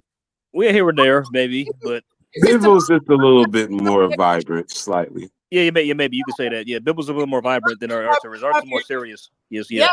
This is the most I've heard Beterbiev speak in this media lead up to this fight. Honestly, I never used to hear him say much, to be honest. So I've always heard Bivol talk, and I've seen Ade meet him, and Bivol take off his top and give it to Ade, his track jacket. He's just always been quite a nice, engaging character. Whereas Beterbiev is kind of like that. Well, that's what they call it. What is he? Beast from the East, isn't it? Does he even have a boxing nickname? Do either of these guys? Ain't it Beast from the East? I think that was Anthony Yard. And Beterbiev. Both of them? Or yeah, they both had it. Mm. So I guess that means Beterbiev gets to keep it since he beat him in the ring. That's true. Yeah, I give it to him. Well, they're both from the East. They called Joe Smith that too. Rules, isn't it? If you've got the same name in the same weight division, you have to battle it out so you can keep it. Well, yeah, you can't change it. Beast from the Middle East because he's not from the Middle East. From the Middle East. Yeah, if he was from the Middle East, he could have separated it. Beast from the East, Beast from the Middle East. Oh, you can't. Yeah, I don't know then what they'll do. Well, one's retired. Well, I guess one's going to retire, as in Beterbiev. They'll just keep it. Anthony knows they'll keep it for now. Oh, yeah, I didn't. But no one calls Beterbiev his nickname. That's what. Yeah, I mean, we just call him Artur Beterbiev. That's it. Look at that lit up place, man. They spent bucks, man. Bucks. Let's see this now. Sorry, I just want to see the fight now. Oh no, they're doing a show. They definitely got the money to do that.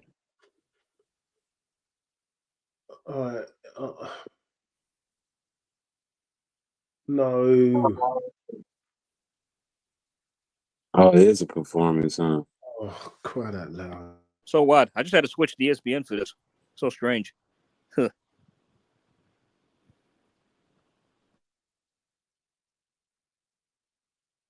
Well, then would that make sense for the performances? That at least you get those out there. It looks like Sierra. Oh, is it? That's Sierra. Is it CC? That's CC.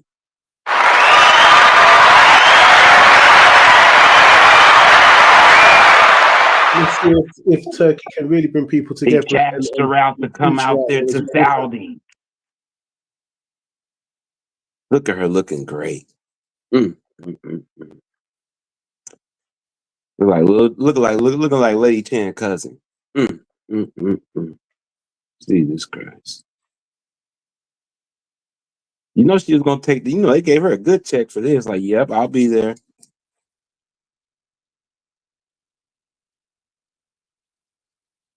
I followed Sierra on the gram. There was no inkling that she was going to be performing at Saudi. That's amazing. Great. Shouts out to Cece.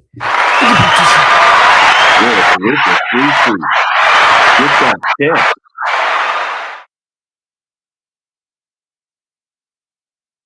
and she's a good performer too, a good stage performer too.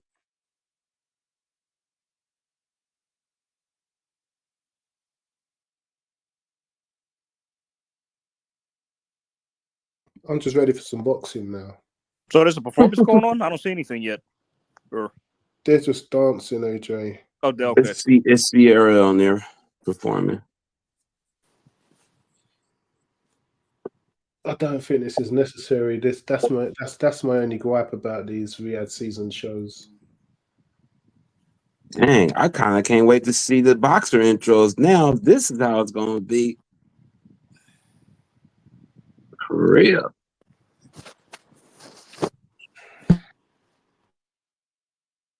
I like the boxer intros nowadays. Reminds me of wrestling. How they walk down the aisle now. How they got them all spazzied up for the boxers now. I like that. Well, it is filtering down because even at our local, what you used to call club scenes, we had like so I went to York Hall, one of the small hall shows, and they had a big screen up who showed all the boxers on there, and they had some mini like fireworks when they came out, and you don't normally get that on those. So it's maybe this is making everybody up their games, because it's normally, especially York Hall, it's normally like very spit and sawdust and quite basic. Hey, Chan, fellas, I'll be right back. Okay. No problems. Yeah, I mean, Mayweather set the stage for his intros as well. So Did they so they have performances during the old Mayweather shows as well? no, his boxing with him walking down the aisle was a performance.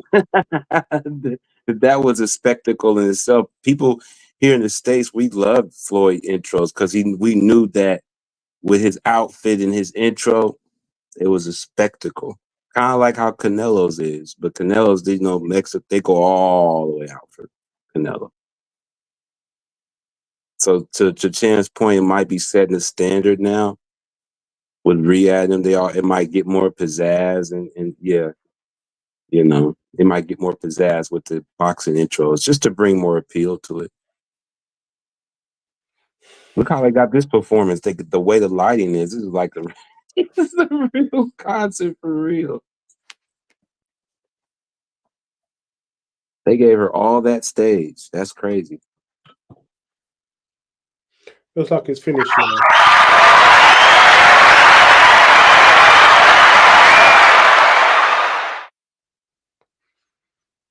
Sorry, Sean, I know as an artist you can appreciate. Oh, it's still going. Oh, it's still going. Is that Future for real? No. Oh my god, I thought they brought out Future. I thought they were taking They got Busta Rhymes in there. What the fuck? Oh, no, I can do it with a bit of Busta. No, I can do it with a bit of Busta. Let me mute this.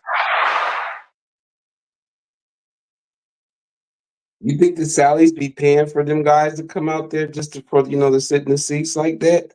Yeah.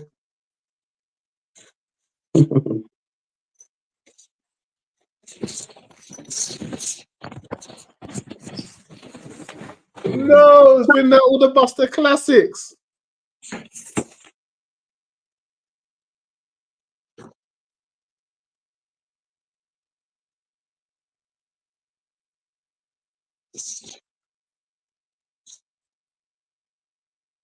Okay, I'll be back, Shanny.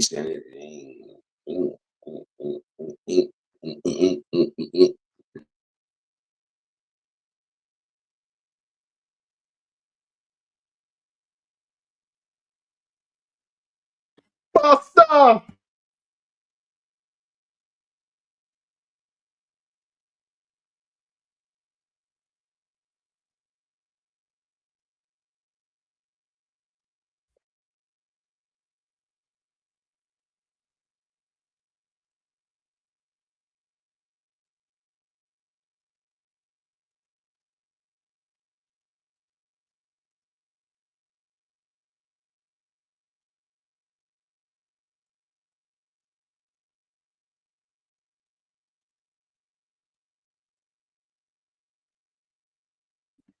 Oh my gosh, that was a miserable old bit until they brought out some music I can vibe to, man.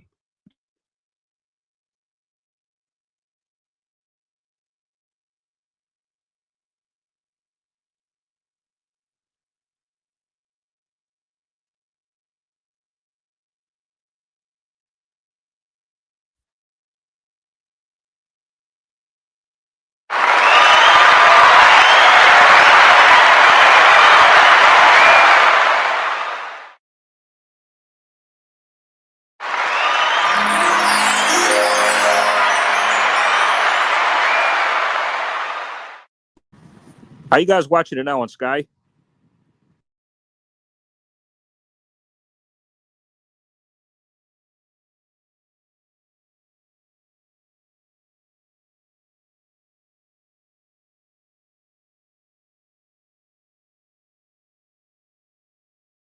No, I'm watching it on DAZN.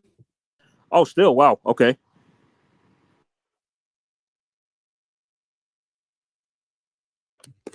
I went for Sky. I've got to tell you about my DAZN story. It is wild. DAZN is wild. So it's all in one broadcast for you guys on DAZN. You don't have to switch like we do. No, one broadcast for us. And why couldn't it have been like that for us, man? This is so strange. Damn. No, if you're watching it on Sky, it's a different broadcast. Okay. I mean, I had to switch to ESPN Plus just now. It's a different set of commentators.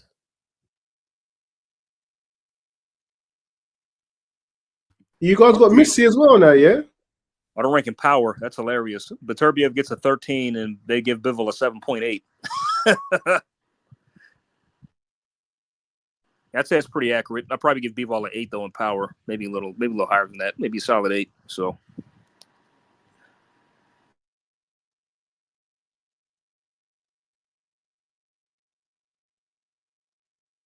Nah, they got Missy Elliott here.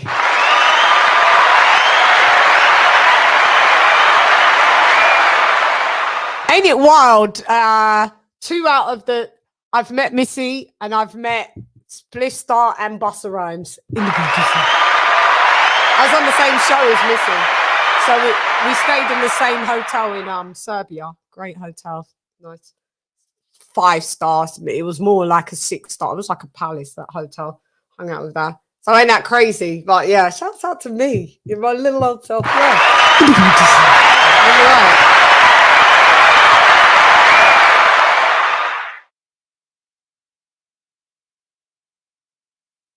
Oh, now I see the performance. I just went back to DAZN. Okay, cool.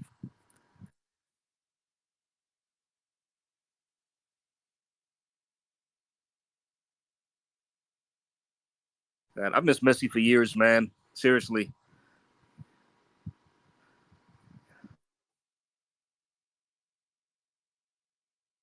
Oh my God, Missy looks phenomenal, man. Missy looks great.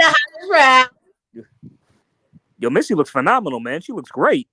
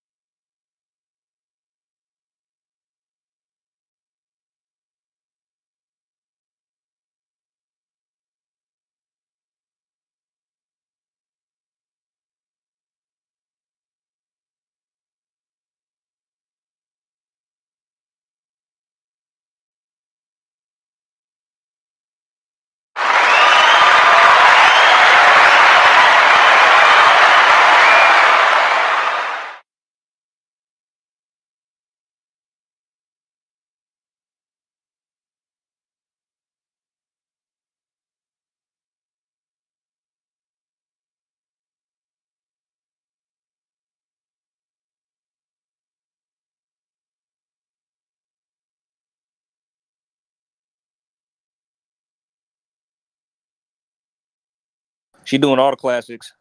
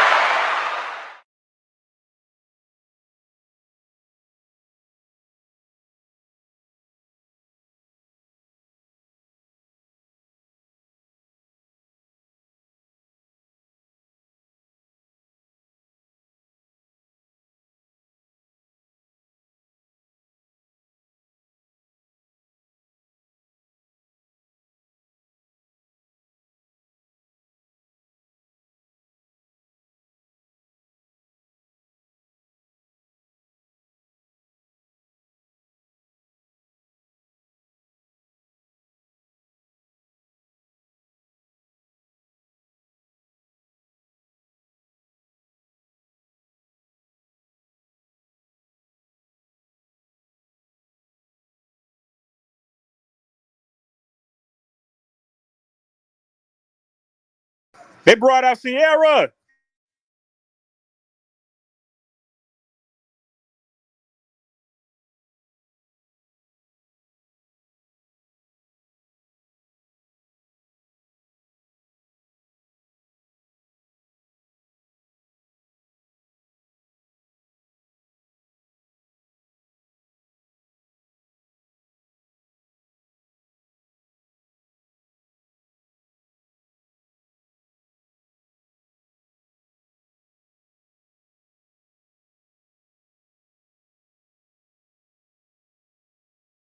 Busta Rhymes.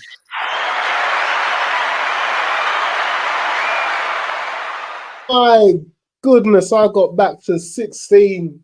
My goodness, the mid-90s. Music. I felt like I'm in was high school music. again, man. Ah, wow. Listen, I'm not complaining about that concert. I'm not. That was No, I mean neither. Not now. Not now. That was sick. That was sick. That was fucking dope. Oh my fucking! I gotta say, Missy looks great, man. She looks Missy incredible. She looks phenomenal.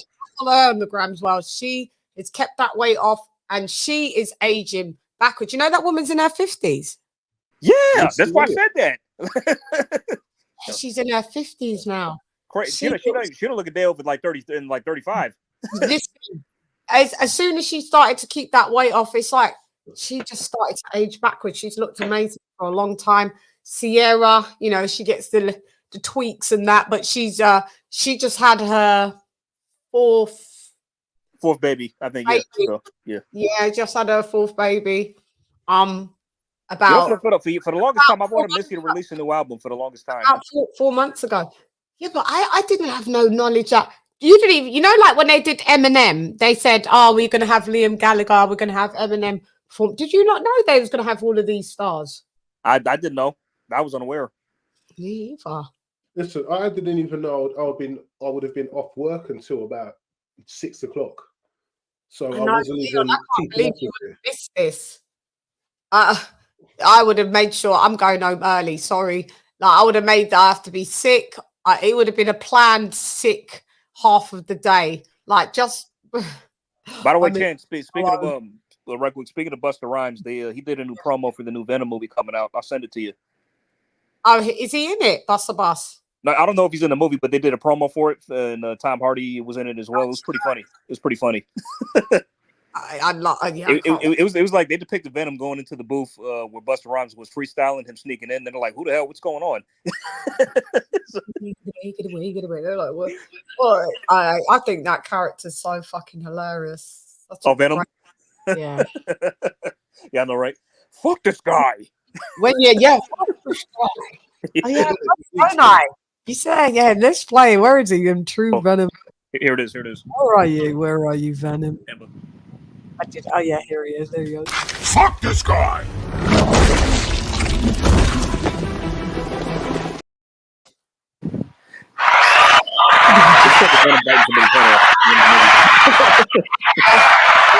Just tears off his whole entire head. F this guy. So you've got these lot doing their acting.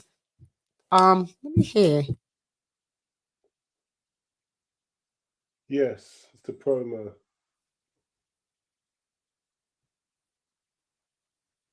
I don't know. Well, at least they're not speak. Well, they could have just did it in Russian because they're both Russian, and we could have just had the subtitles at the bottom. It's fine because they're actually close to this. Beterbiev actually lives this life in real life. Did you see what he was doing at his media workout? Beterbiev was jumping on his fingers and, you know, doing the press-ups. This guy lives like this. Beterbiev lives like this in real. Well, I mean, he will go and do these camps like that, but I mean, now he lives in Canada. But I mean, he still lives literally isolated from everyone, and he's no wonder he picks up injuries in camp. Do you see his workouts? Do you see his training camps? What they entail? The exercise that he does? It's crazy. Well, you need to be able to get through 12 rounds, isn't it? Yeah, but I'm saying that's why his fights always get delayed and he has an injury, because if you see the stuff that he does, it's like, oh. Brutal is the word whenever I think of his training camps. Yeah. Listen, Turkey Al Sheikh and the Saudi Kingdom, they have spared no expense. Like, it's just, we want this, how much does this cost? This. Okay, there's no bartering, no haggling. They're not trying to say, can we get a little, like, what's the price? And that's it. We want Buster, we want Missy. How much does it get to get Sierra? Yeah, that's going to be 40 million. Okay, yeah, we get them. Yeah, we get them. Who was it? One boxing analyst was saying how he said the money he offered them, even the promoters never had the cheek to ask for more. It was just like, yeah, that's it, mate. We'll work together. I don't care if it's Queensbury. I don't care if it, top rank. Which doctor? It's Lady Sham with 2 N's. Don't let me arlie you. Y'all look. You're failing my name, Leon. The spelling. I tell them all the time. It's 2 N's. Thanks for coming through. We had Ray was up here with us for a little minute. Did Ray dropped off and he came to rock out with us. Shouts out to Ray Midnight.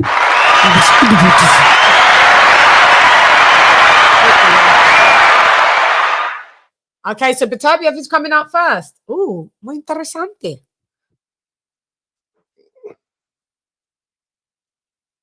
I don't imagine that would have been much of a bargaining tool. I can imagine him to say flip a coin. Oh, maybe they toin cost. Yeah, just the majority of oh God! Here he comes! Here he comes! Here the monster comes! Look! Let me see if I know his ring walk tune. No, I don't. Of course you don't. Of course it's not going to be anything pop culture that Beterbiev's ring walk tune is. Go listen to it. I cut it on us. It's not. I don't know what it is. He's like, there's no thrills. There's nothing enjoyable. He's like, listen, I don't care about what. This is what I listen to. This is what I do. I train in the snow. I balance on my knuckles and on my index fingers, and I do push-ups. Ruski. Now you're going to see Bivol come out. Bivol's coming out a little bit. I bet you Bivol comes out a bit. I think he'll come out to his native shit. But for some reason, I think he's going to spin it into an American song. What do you think? Go, shorty. It's your birthday. Dun, dun, dun, dun, dun, dun. Could you imagine if he does do that?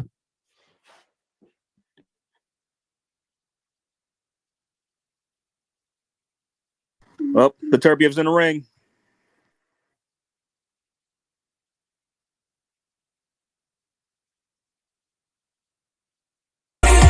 Me bar rat brain splatter. What's the matter? Just start. Don't try move the body. Try scatter. Pick pattering up all over your body. Now you bruise and batter. Tap shatter. You never should do a lot.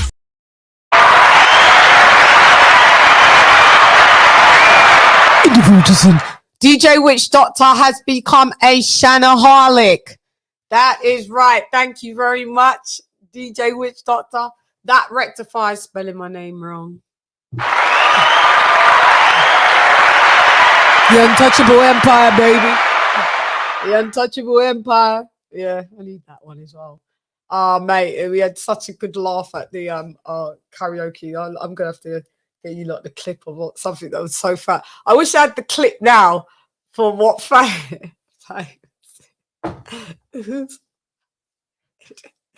Which Doctor? Wasn't that? What song is Bivol coming out to? What the hell was that? Like, oh, there's my guy. Yeah, what's he? What kind of music? I don't know what this is. Sounds ominous. Oh, like some Russian pop or something. I don't know. Yeah, like a Russian R&B song. So I don't know. Like, I don't fight Canella. You know, he calls him Canella. Puts an A at the end of the name. Canella. Listen, he came out to, I don't know what his song was either. Yeah, sorry, I don't know you lot's one. We just came from, that's why they had to give us some Missy Elliott and Sierra and Busta Rhymes and that. They had to.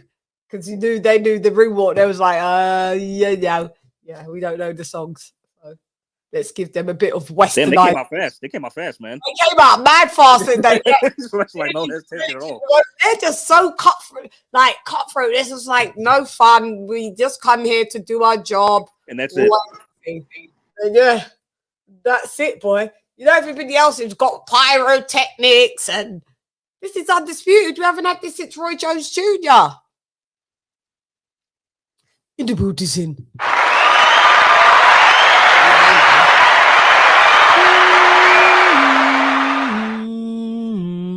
Yeah, boy. But you know, it's all good and well. Are we ready to get this party going? Till all are one.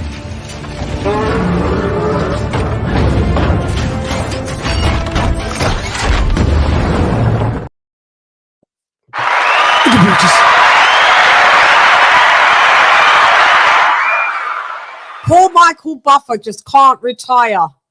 No, we can't. I mean, who's going to take his place when he leaves? Man, they just keep paying once he millions, retires permanently, or just He said like 3 years ago he was retiring. 2 years ago, Nah. I'm retiring.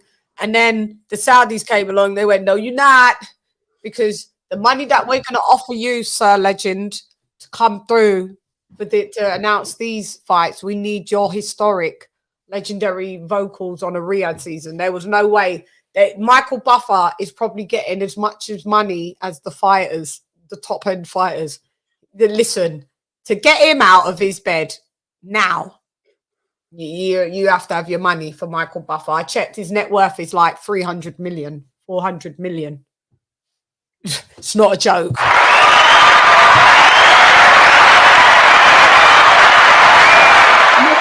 Retire because it's not like you have to do a training camp for anything brutal, isn't it? You just have to travel.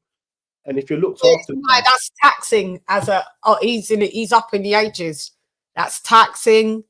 That's your voice has to stay in shape. You still got to be cognizant, not make any mistakes. Let's get ready. Like this part, it's a lot. You can see look here, he's old man now. It's tiring, traveling. When did he start doing this? When did he start doing this? Like the 90s or even before then? About it was Lennon's dad, and then Lennon Michael Buffer. Yeah, like he's been in the game about what 30 years, 35 years, easily. Where's AJ?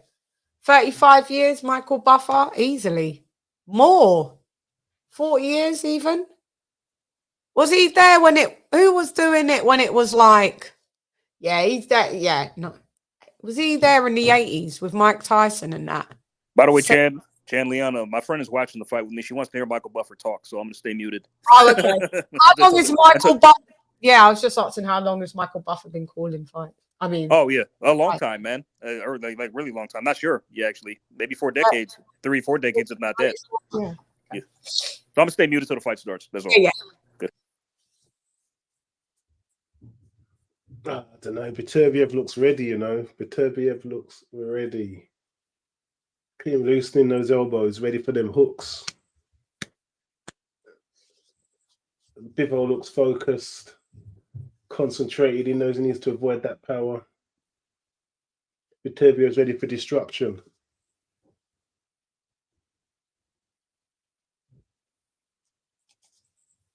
Does Bivol look drained to you, Shan?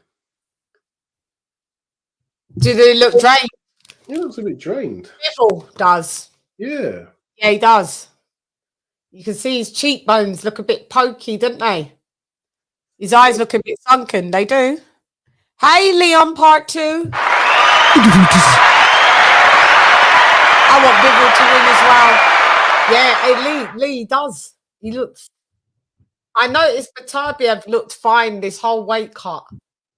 I don't know, maybe the beards, but I mean, I don't see his face looking gaunt. But you're right, Bivol, ain't he rehydrated well from yesterday? Yeah. That's the first time I've seen him look so pokey like that. That's what I was thinking. Is that how he normally looks? Or yeah, I mean, yeah, because I know that Saudi heat could be playing a part. It does affect some people, you know. Yeah, because they're Russians and they are naturally built for cold and not for no hot weather like that. And if you're having to weight cut out there for the end, out there is a craziness. It's a matter. They were saying that about Ray Ford when he fought Nick Ball, isn't it? There was like having to wear sweatsuits out in the bloody heat in Saudi to. That's what Chris Eubank Jr. has been doing as well. Oh, that's crazy.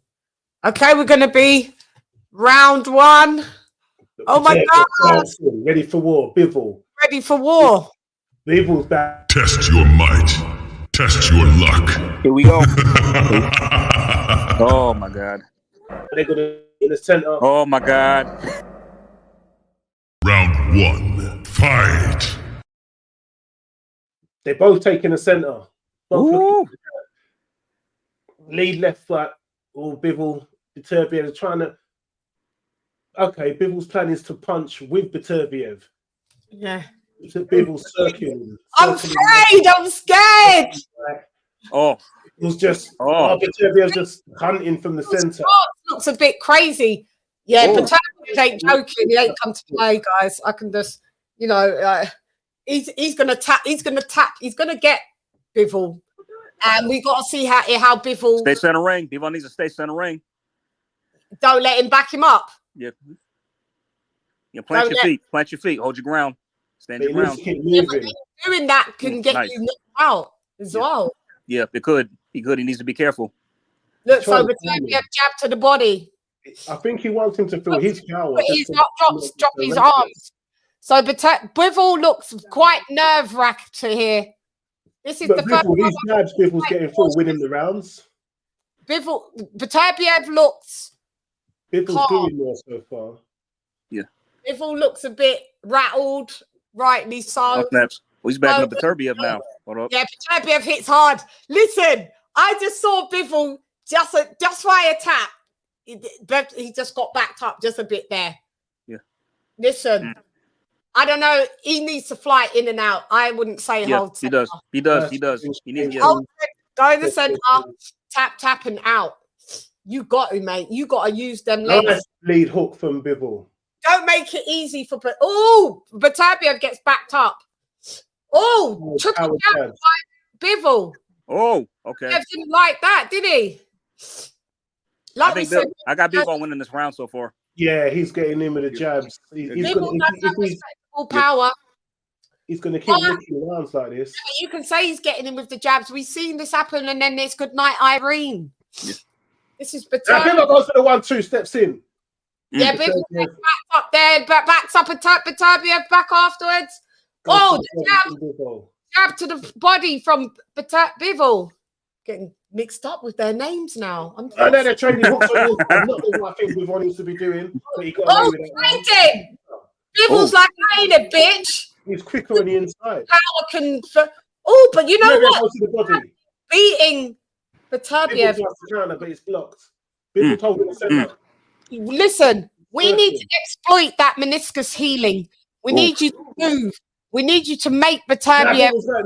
Bivol bounces off.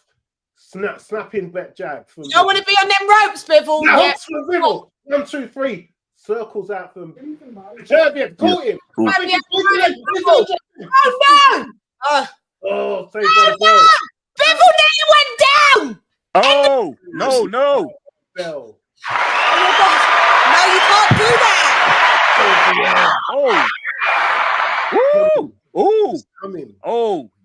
Thank God. Oh my gosh. Oh my God. Woo, that was close.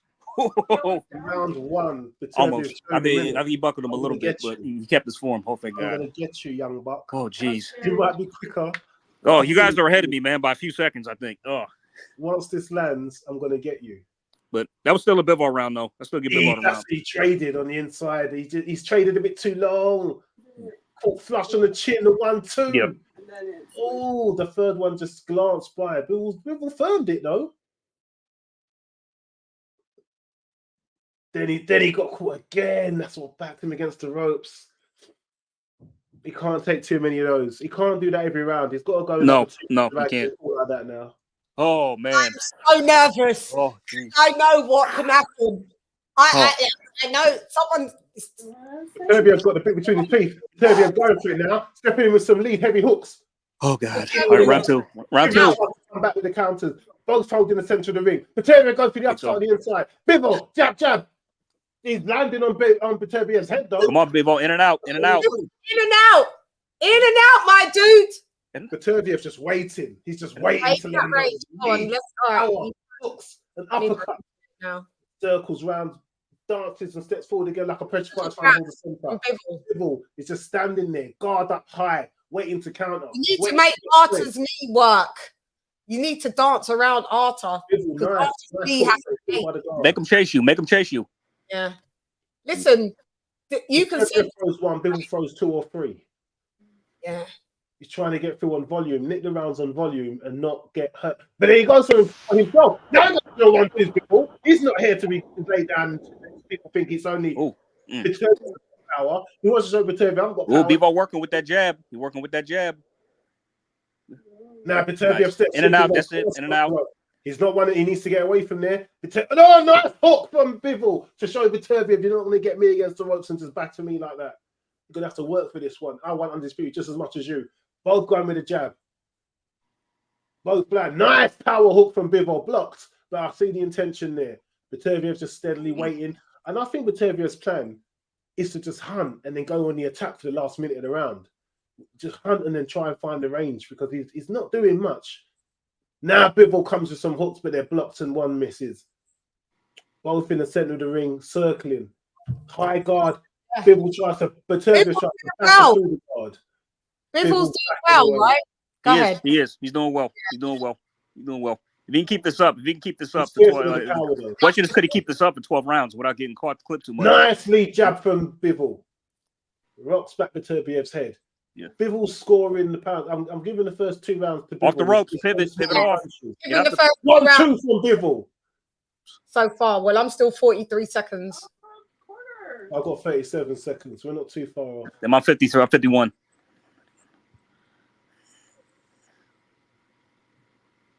There you go. That's it. That's it. That's it. Nice count. Nice one, too. Now he's against the ropes. Last 20 seconds, Beterbiev's hunting. Bivol comes into the center. Yes, what you just move. Move. Yeah. Move. 2 straight. Left. 1, 2. Move. 10 seconds. And move. 1, 2, and move. Bivol just yes. His movement posing a little bit of problems for Beterbiev, right? Yes, yes. So I have to bully. Footwork is the key to win. I don't want you to get too brazen, Bivol. Yes. Move. Use them feet. Use those feet. He's got to move. He's got to move. His footwork is his best asset. He's got to move. I know what he's trying to do. That's it. He's send around for us. I know he's trying to show a punk, so I'm gonna meet you in the ring and have to, in center ring, and I'm gonna have to hold my corner. But I got 2 up Bivol so far. 2 up Bivol. 2 up. He's getting quicker jabs. He's landing more combinations. Every time I try and score a fight, a knockout happens. Oh, Beterbiev did jab his face there, caught him there, and that playback there. Ooh. Bivol cannot handle more than them. Look at them jabs that it's not even with effort. And look at how Bivol's face gets pushed back. All right, let me know when you're about to start. I'm going to pause mine just as they start. Start now. Now? Yeah. Round 3. I'm in the center of the ring again. Now Beterbiev steps in with the jabs. Bivol's knees is just defending at the moment. He needs to be throwing punches. At the moment, it's all Beterbiev. Bivol comes back with some. Round 3. Beterbiev goes to the body. Beterbiev leading with the jabs this time rather than now he tries to some hooks. Beterbiev's on a movement nice now. He's moving nice coming with some light throwing jabs that doesn't mean to do anything. Beterbiev's the one now leading with the jabs, looking to go for the 1-2, goes to the body, but then Bivol dances backwards out of break. That's it. That's it. Use the feet. Use them feet. Covers his head to block. That is. Beterbiev looking to counter Bivol now. He's looking to catch and counter. He's just looking. He's hunting. He's scheming. Bivol will not give him the range though. Neat jabs, both landing, scoring jabs to the head. Now Beterbiev comes steaming forward with a hook, but then Bivol pushes him back with some jabs himself. Now they're in the center. Both got the high guards up, waiting, looking through. Bivol circling. Beterbiev. Now they're in a bit of a clinch in the middle. Who's the stronger in the middle? Bivol pushes him back. You're not stronger than me.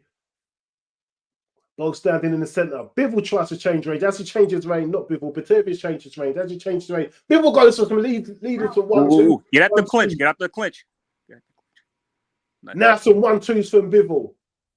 Bivol is going to take this round as well. I'm going to have Bivol free up in this round if Beterbiev doesn't come through with some heavy power shots to hurt Bivol now. Yeah. That's what Beterbiev needs to do. Beterbiev needs to. Ooh. Bivol letting his hands go now. He's letting them hands go. Contest in the center now, both leading that lead jab. Bivol ducking. 2 jabs by Bivol. 2 jabs by Beterbiev. That was blocked by Bivol. Yep. Beterbiev hunting. Lead jab. Lead jab. Bivol comes with some counter hooks, but they miss. Hands Bivol, up. lead jab. Legs. Ducking, looking to go for the uppercut. Bivol goes to the backhand. Beterbiev goes to the backhand. Bivol returns. 54 seconds for me. Waiting for Beterbiev to do it. Oh, they trade hooks on the inside. Bivol does not want to be doing that. But then Bivol comes up on top of those ones. He got Bivol around the guard. He did. Oh, straight through the guard from Beterbiev. Oh, shit, Bivol, you got to move. He's cutting off the ring on Bivol right now. Move. You got to move. Get out of there. Bivol dancing, man. He gets caught with a hook. Beterbiev's on the hunt now. Going with the hook again, but caught by the guard. He's hunting. Beterbiev done 1, 2, 3, 4, 5. Bivol is fighting back. Planned strategic. But then Beterbiev goes hunting in now. 1, 2, last 10 seconds. Beterbiev. Oh! Let's against close. Bivol passes around. Bivol's in play. Careful. Wow. Oh, God, I can't. Oh, man. Bivol is in trouble. He has to be on complete point. The second he gives Bivol 10 seconds. Oh my gosh! Listen, Linda. 10 seconds. He heard. Who got that round? I'm still giving it to Bivol. Okay. Yeah, same. Because Bivol scoring. Arthur made it close though. He almost nicked it. Yeah, it was a competitive one from Beterbiev, but Bivol still getting off of combinations on Beterbiev. Beterbiev's happy to take his combinations, trying to hit him. Yeah, but then he's losing the rounds, and then he goes for the he's losing the rounds. But this isn't. But this is what happens with Beterbiev. He does sometimes lose rounds. Yeah. It's 3-0 down. This happened in the Marcus Brown fight. He lost the first 2. He was losing rounds. Yeah. Anthony Yard, he was losing rounds. He lost. Yeah, he lost. Well, that went five rounds. I think he lost. I think maybe two of those rounds before the stoppage, and then stopped. But he can lose rounds. Round 4 now. Smith Jr. just obliterated. He's less standing and trading now, circling around the edge. It's like, okay, I need a break from this, taking these punches from him. Yeah, you got let's box from the outside. Biggest round up now. I'm saying that it's easy. Box from the outside. This is Beterbiev here. Box yeah, from he's going to let Beterbiev win around. Oh no, he catches a nice little 1-2-3 combination from Bivol. Yeah, clever boxing. Yeah, he has to. Beterbiev come with a double jab. Beterbiev's trying to lead him with a double jab now, trying to back him up against the rope. Oh, and that powerful hook sends Bivol. Nice left hook from there. I don't know if Bivol's going to 1-2 this round. Bivol's trying to trade him on the inside. But Beterbiev like he's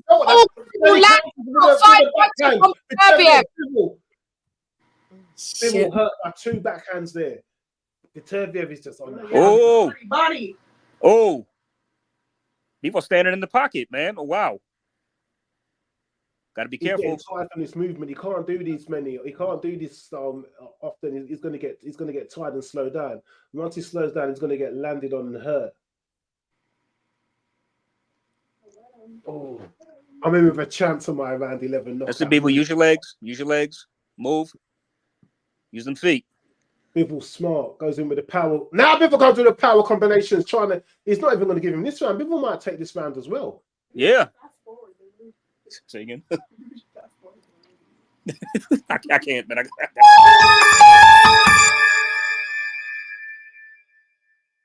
Hooks from Beterbiev. Bivol covers up. Bivol holding the center now. He's not so much dancing now. But Bivol's just got that typical Beterbiev beat battering you down, he's looking more and more gruesome. Power hooks coming through from Beterbiev as Bivol tries to, his head movement slowing down now. But then he's getting some nice jabs through the guard. It's Bivol. Beterbiev's looking to counter. Now Beterbiev's looking to lead with that jab. But then Bivol's just quicker on the counter and moving, keeping his head off, trying to keep his head off the line. Beterbiev's just on the hunt. Bivol's just circling at the moment, circling. He's getting closer to the ropes. Where Beterbiev wants him. Just wants him. To push him out. Yeah, Beterbiev is dominating this round. Bivol is not throwing hardly nothing. Not like he was, if you notice. Oh, he might be recovering a little. This is a Beterbiev round. Bivol, you better get your guard back up. Beterbiev is walking him down. You got to be careful of that right hand. Oh, God, Beterbiev. Yeah, okay, hopefully that resets. Let's go.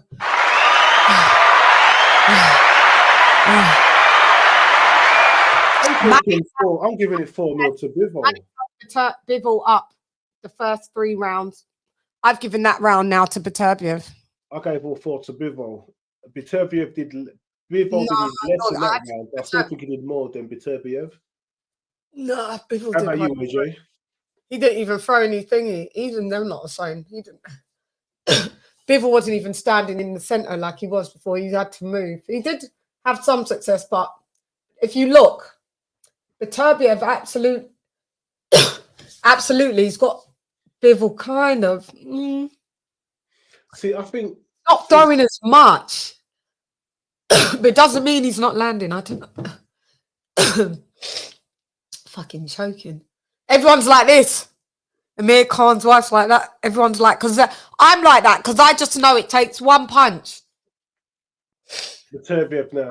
From Beterbiev. Trying to jab the head to the body. Bivol dancing, trying to keep his head off the line.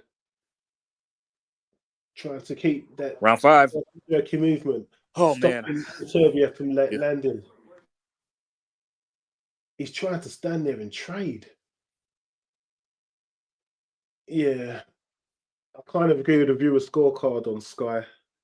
I've given all 4 rounds to Bivol so far. Bivol, nice hooks on the inside.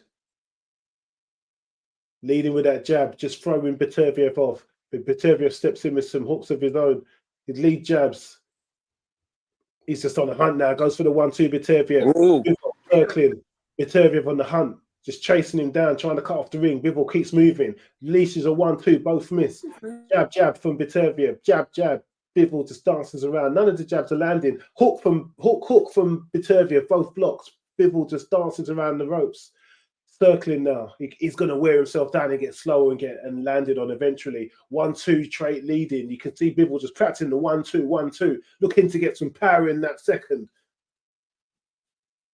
With Bivol, head down, leads in. Nice jab through from Bivol, through the guard. Bivol's just quicker with the jab. Beterbiev comes through more powerful though. Bivol backing off, standing there, hooks, jabs. Standing, hook, guard up, trading, ducking your head. Beterbiev just leading out a jab, trying to find a way. But then Bivol comes back with a counter, scoring counter. Jab to the head, jab to the body from Bivol.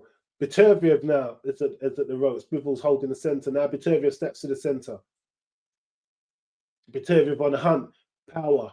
Backhand. Goes for the uppercut. Almost got through the guard. Goes for the hooks now. Slower punches from Beterbiev. He's like he's trying to time him. Nice hook from Bivol as he catches around. Nice scoring punch.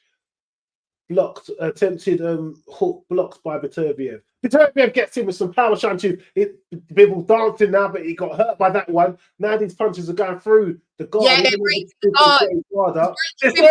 Good body shot from Bivol, from Beterbiev. Beterbiev, you mean? That hurt Bivol. Bivol's now backing up against right. Bivol tries to step in. Beterbiev is closing the gap. Bivol is in shit. Nice counter by Bivol, but Beterbiev's in the ascendant. Looking for the counter. Oh my lord! Nice. Oh my lord! And he, listen, coming from Beterbiev. Bivol pushes in. Beterbiev, he catches him. Bivol's that's taken a lot of energy from Bivol for moving.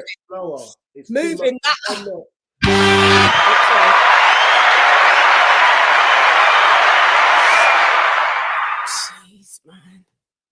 Bivol's realizing what a task he has ahead of him. At the moment, Oh my God.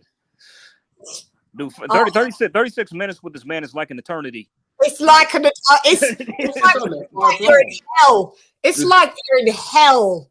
You can see that Bivol, he's because what's happened is that Beterbiev realizes he can walk Bivol down now. He's shot. Yeah.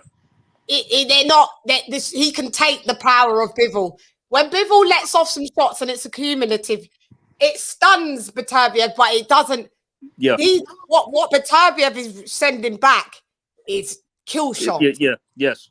And he's realized that I can walk you down. I can walk through your power. I can take your power.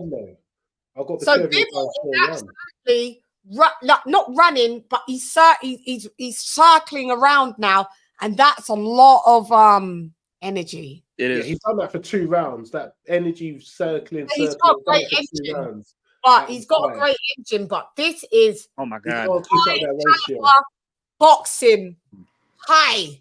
Let me tell you, this is high. Oh, Beterbiev's going for some power hooks now. He's trying to unleash some real power punches. Power hook to the body from Beterbiev as he's trying to hunt now. He wants to end this one. Power hooks again, 1, 2. Oh God! Left hook, then straight through. Look. Oh God. Bivol slowing down. Arms are getting lower and lower as the pain of the fatigue stops him from holding his defense. But then Bivol goes for a 1, 2, goes for a 1 again, trying to stand his ground in the center. Bivol's just waiting to unleash some power. It's mental fatigue as well when you body. 1, 2 from Beterbiev. Oh God, you can see them shots hurt. Almost like a moving punching bag now.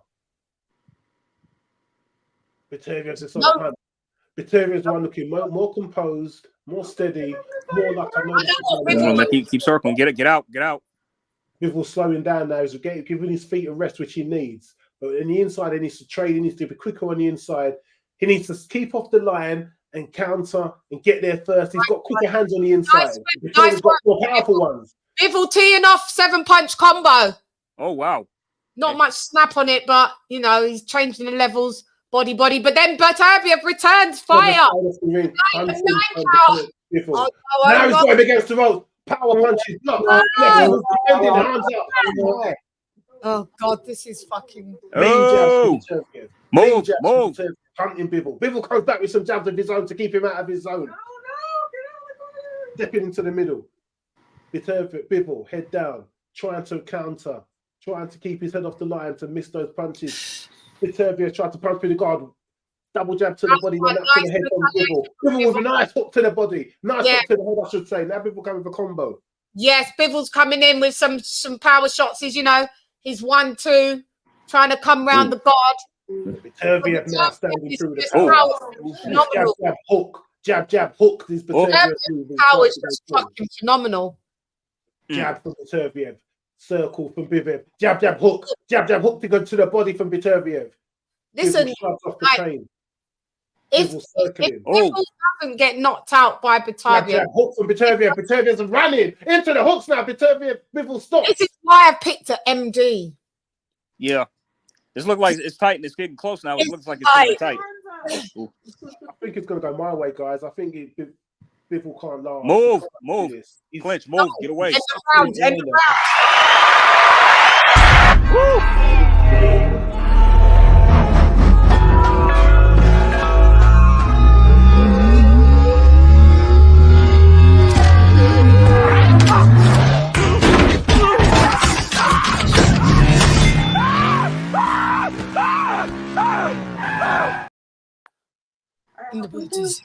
Halfway through.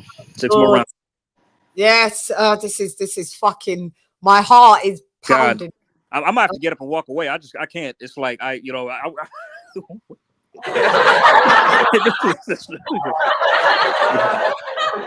want to stop looking, but at the same time, it's like, oh, I'm scared. It's like, oh man. I'm like this. I've got my nail in my teeth. I've jagged my gum and cut my gum a bit by being jumping with my nail in my fucking thing. That's how fucking wobbled I am. Oh God, I just can't.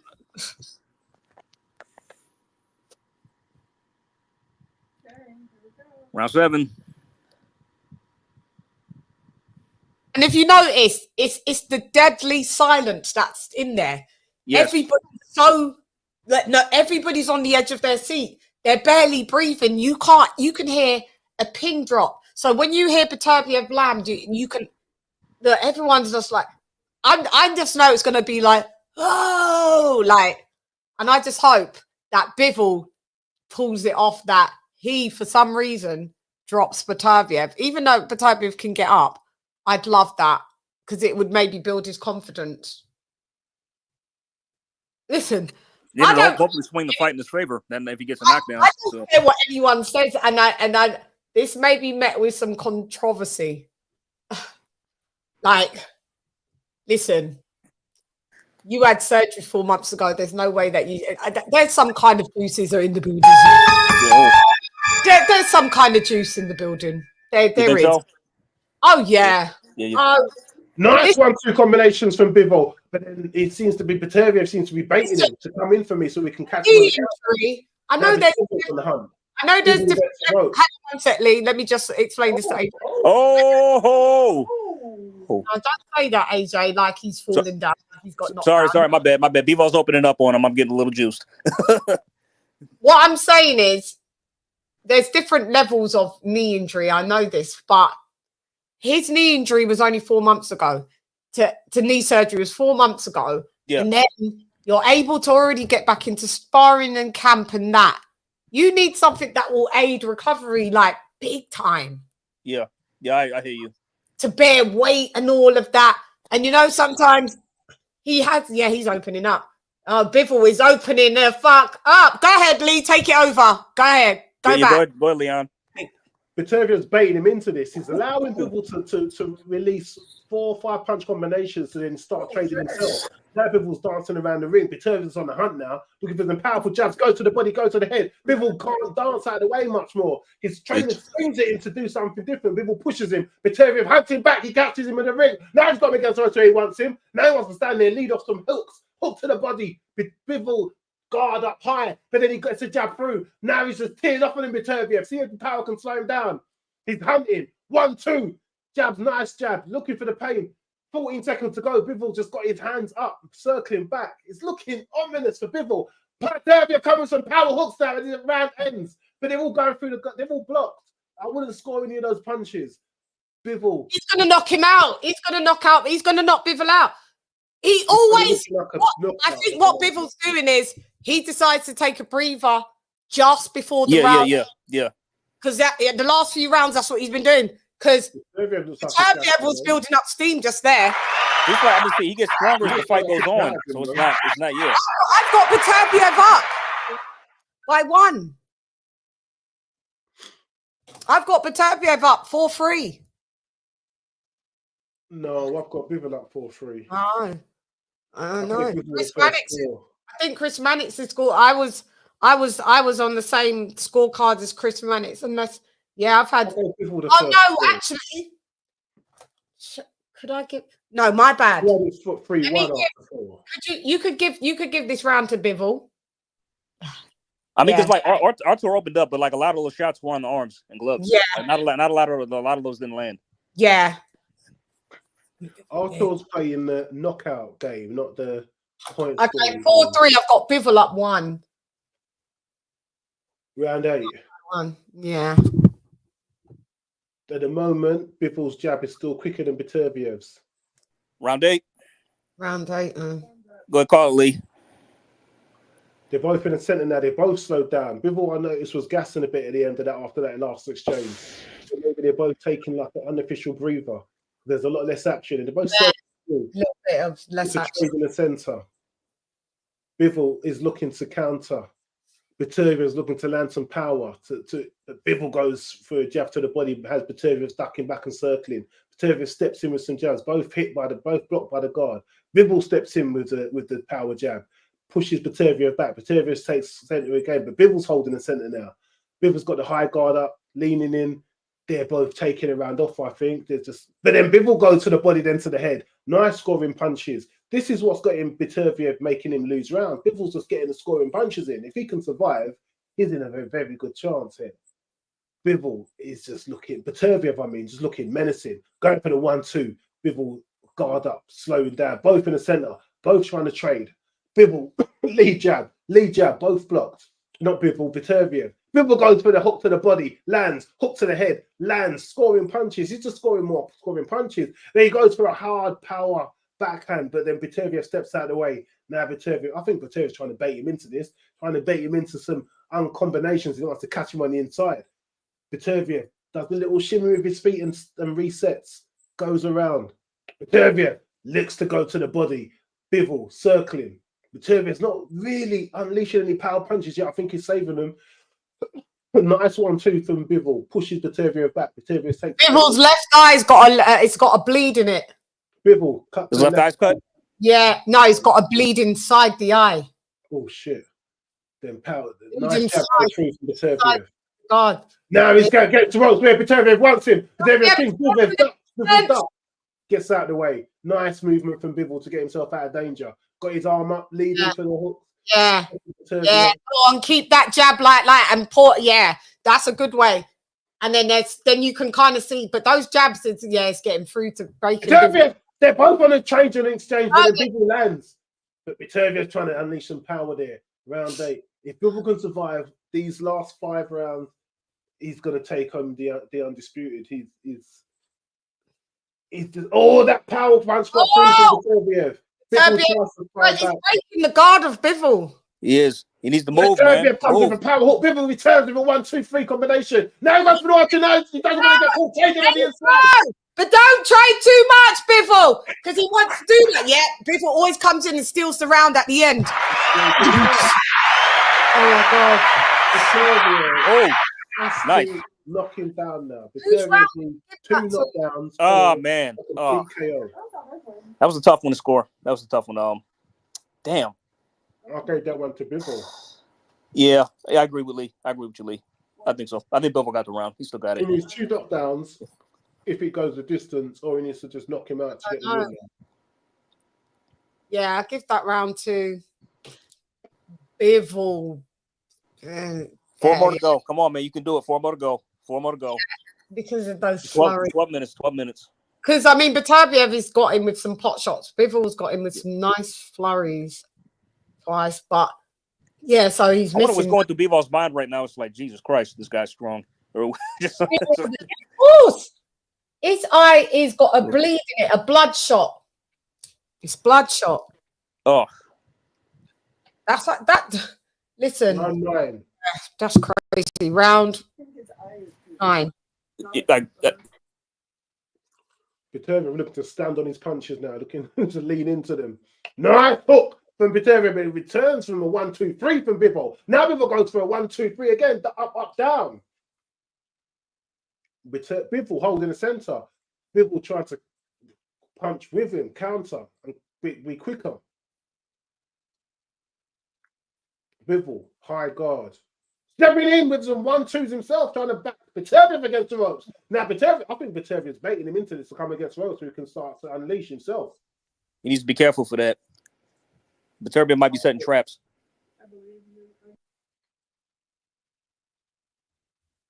Bivol pushes Beterbiev back with the gloves, just to show him you can't take my space. I need you back there out of range. High guard from Bivol as he drops back. Beterbiev on the hunt. Bivol moving, comes up for 1-2.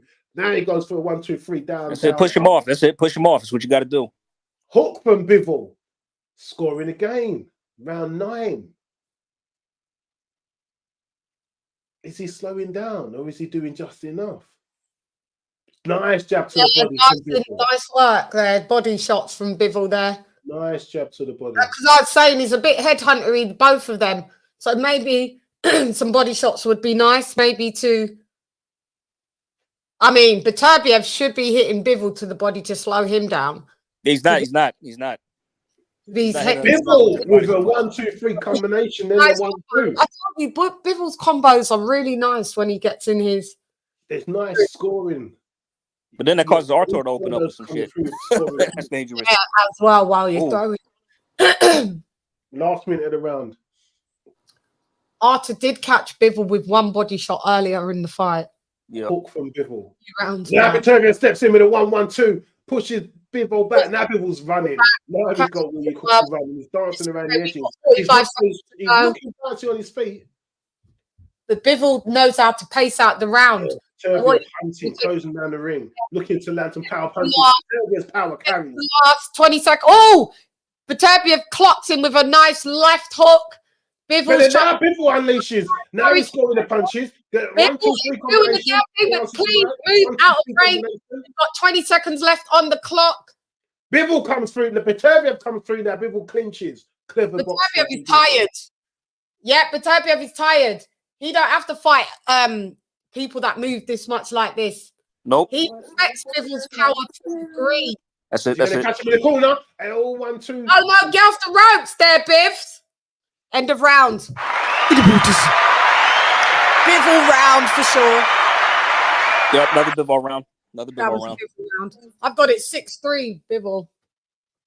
He needs to keep it up. Like, he just needs to keep this up. He just needs to keep this up. 3 more rounds. Then you got this. Don't even worry about knocking him out or dropping him. Just keep this up. Beterbiev's looking tired.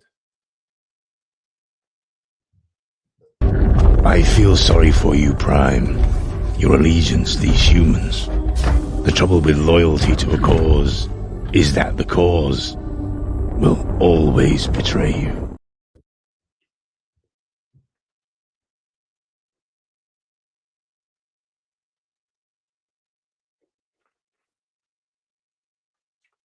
Good sound from Beterbiev. Dancing, ready to get into the, what's this, round 10?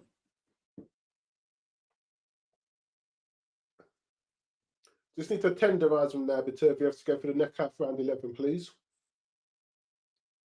Nice tenderization. Beterbiev definitely on some tenderizing stuff now. Coming in with some lead powers. He's on the hunt now. Go. Jab, jab, hook. Has Bivol dancing backwards. Jab, jab, hook again. I tested the thingy, my audio. It's fine now, AJ.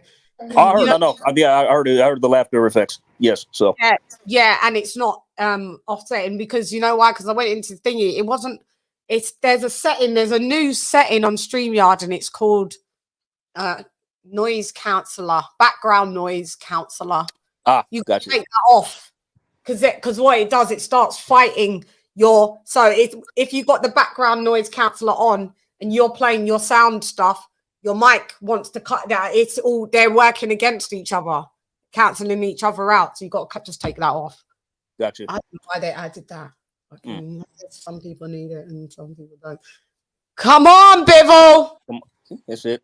Keep doing what you're doing. Move. He's doing very well. Move them legs. Use them legs. Move and counter. Move and counter. He's slowing down. Bivol's slowing down. Oh shit. Yeah, no, but it's not at a detriment. I mean, he's rounds ahead. He's rounds up. He's 3 rounds up, in my opinion.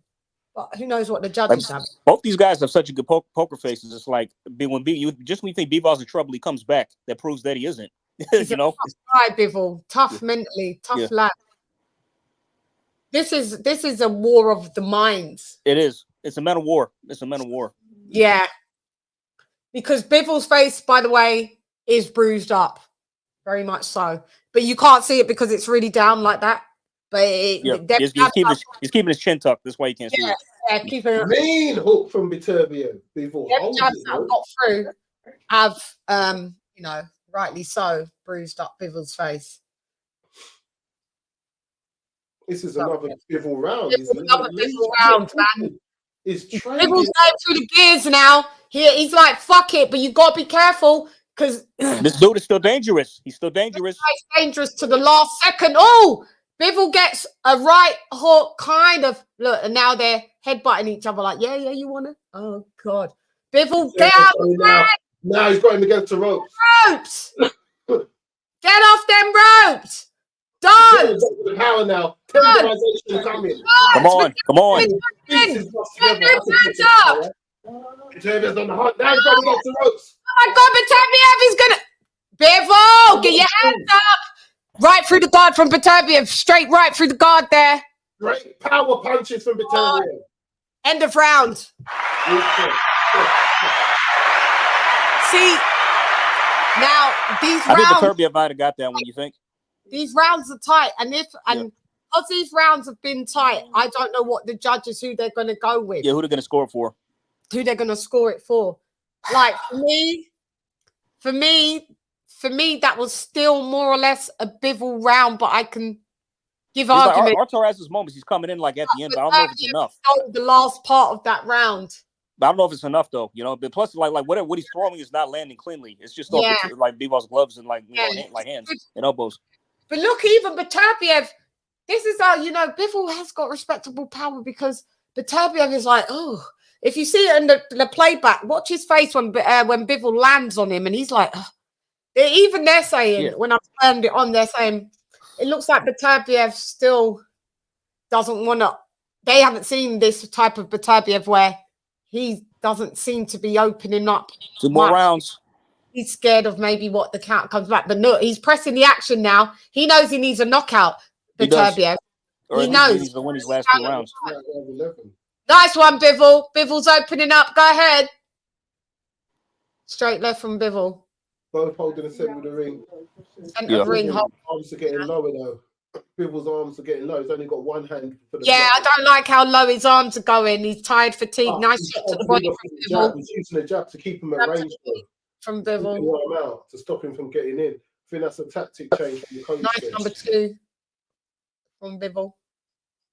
Nice hooker, I think he's low. Beterbiev's thrown 547, landed 103. Bivol 350 landed. Yeah, Bivol 32% landing, and Beterbiev only 18%. Very economical Beterbiev has been, and very good. Bivol's just not been like Bivol.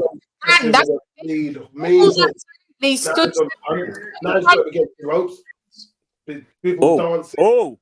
Has caught him at the turnbuckles. Now cutting off the ring. Onslaught now. You better move out and dodge. Bivol comes back though. No fight. Against the ropes, referee. Oh my God! Beterbiev is going across the rope. Clinch. 1 minute 24 seconds. They meet. Bivol unloading. Beterbiev is fucking him up here. To the body, uppercut. Beterbiev round. Beterbiev's arms down. Bivol's such a creep, man. Beterbiev is losing into the ropes. Referee pulls him back. Referee's like, nah. Beterbiev is fighting for a sense of urgency. Bivol's tired.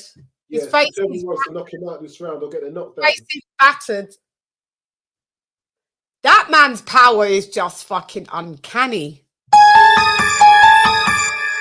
But if this goes to the cards, moral victory for Bivol for stopping the knockout streak. Yeah, for sure.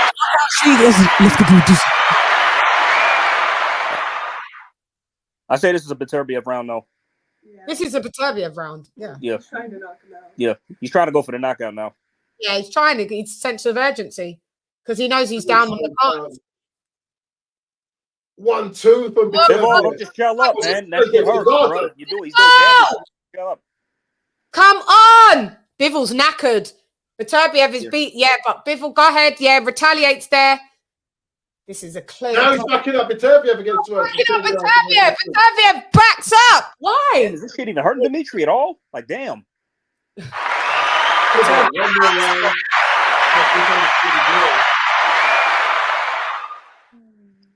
that was a Beterbiev round. Oh. Wow. Oh, my God. Good fight, man.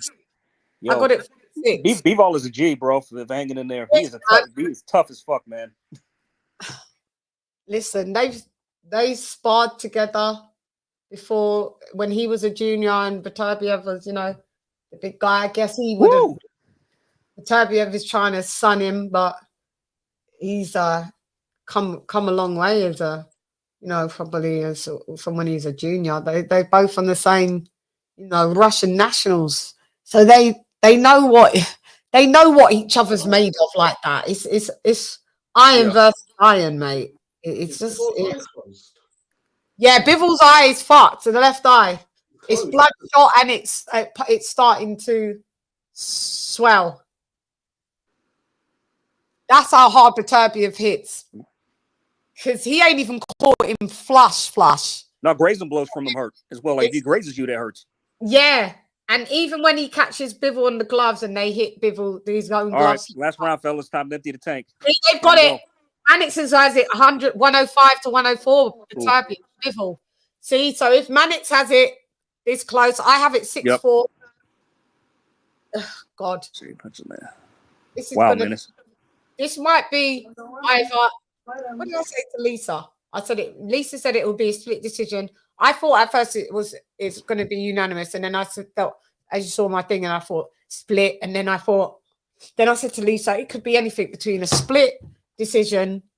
Remember, I said it could be majority decision, be a split draw. You know what I mean? It could just be. I can see this is going to have to be a rematch. No, I don't want one. I want a decision, please. I want undisputed tonight. Me too. If it goes the distance, it's got to be Bivol for me. Yeah, please don't make this go the distance. Unless you drop. Then palm them off and give them a draw.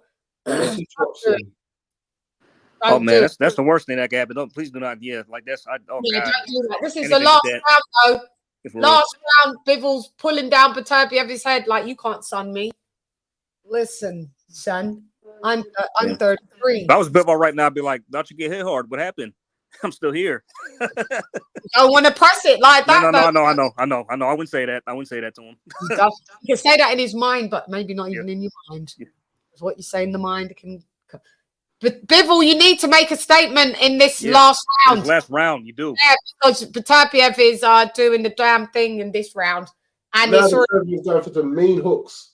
But Bivol returns with some hooks of his own. There you go, Bivol. Return fire. Come on, return fire. Lock him up and lock him up. Yeah, Bivol's feeling the taxes. Lock him up. What's your clock say? 40 seconds for me. Okay. 40 seconds. Bivol cleverly pushes down Beterbiev just to drain the energy out of his legs. Buy himself a second or two. Beterbiev on the hunt.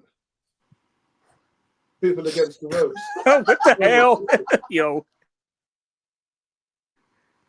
This is a Beterbiev round, though. It's not enough. Yeah. Well, I'd have it 6-5. For me, it's going to be 6-5. To Bivol. 2, yeah. So I don't know if the judges might. Is it over? It's over now, right? Over. With the distance. With the distance.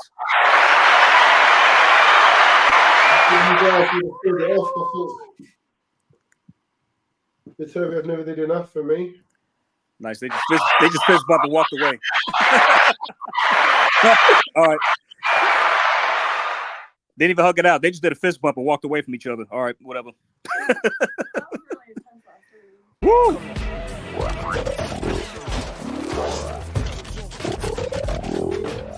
Wu-Tang is in the building, baby.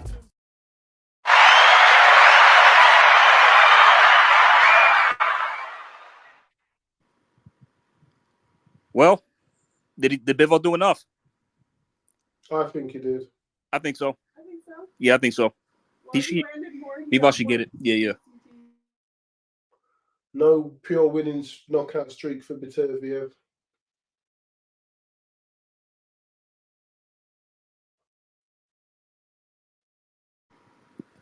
Guys, I'm gonna mute it so I can listen in just for the decision. Yeah, I want to listen as well.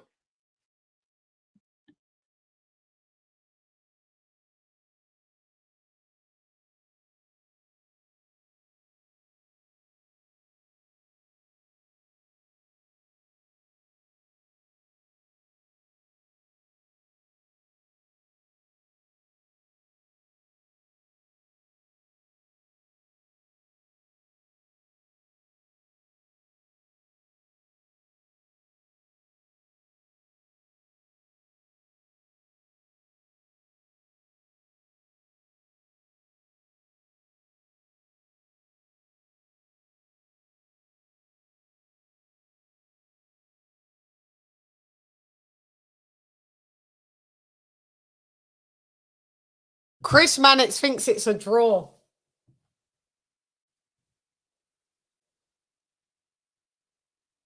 You guys hear me? Can you guys hear me? Yeah, we hear you. Man thinks it's a draw. Hope not. I want an undisputed reason. I want an answer today. I'm scared it's going to go down the draw side. That's what I said. This is going to be razor thin. I hair in my eye and I don't know where it is. I can feel it. I can't see it. Oh, God.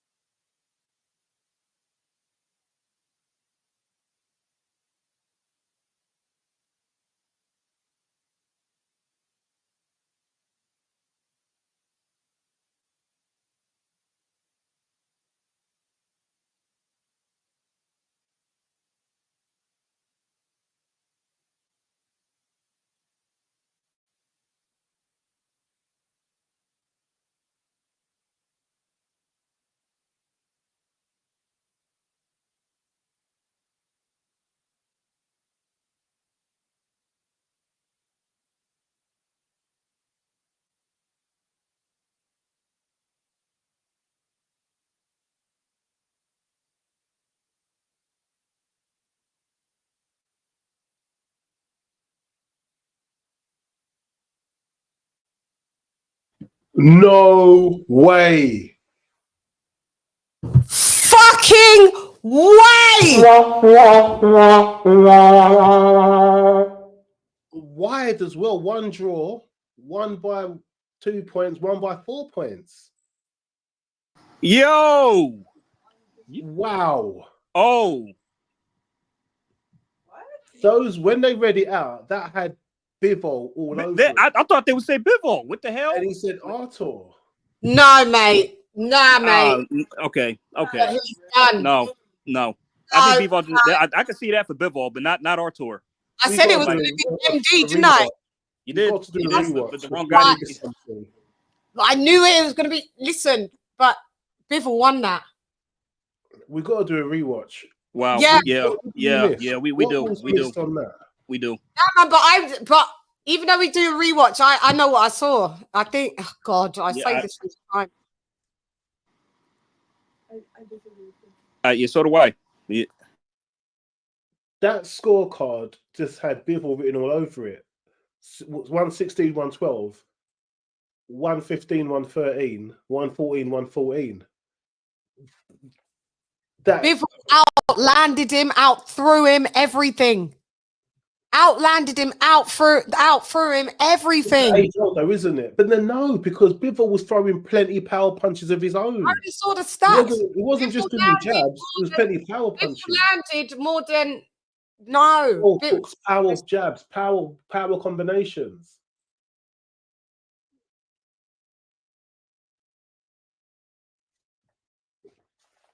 Wow. I mean, but I mean, how did that judge have him winning 8 rounds? Like, seriously? Like, how did I don't?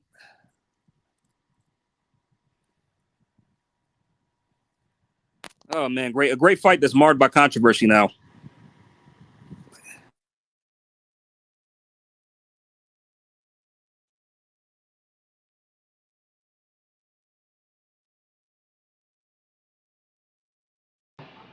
Hate it. Please get the fuck out of here, man. It's my night. Hey, get the fuck out of here because I'm gonna fuck you out right now, motherfucker. Like I mean, Chan is like I don't. I mean, Chan is like we can do a rewatch, but I know what I saw. Like even though I you know. Yeah. No way. No way. How did one judge have him winning 8 rounds? 8 rounds? Are you serious? I called it an at 116, 112. I want to know which rounds he gave. The one that doesn't make any sense. I wanted Beterbiev to win this, and I could not have given him 116 points in that. I could not. So I mean, but you think? I mean, but Leon, you think Bivol won though? Did you think he won? Or Bivol. I thought Bivol won it. I thought Yeah. a knockdown or a knockout, and he got neither. So I do not see how he got that on a decision. I do not see how he got that on a decision. I would understand if Bivol was just doing jabs. Bivol was doing his own power punches, power punch combinations. I bet he landed more power punches, and I bet he landed more jabs, and I bet he had a higher accuracy. So I don't see how Bivol could have won that many more rounds. Beterbiev, I don't see how he could have done it. I do not see what the judges were seeing.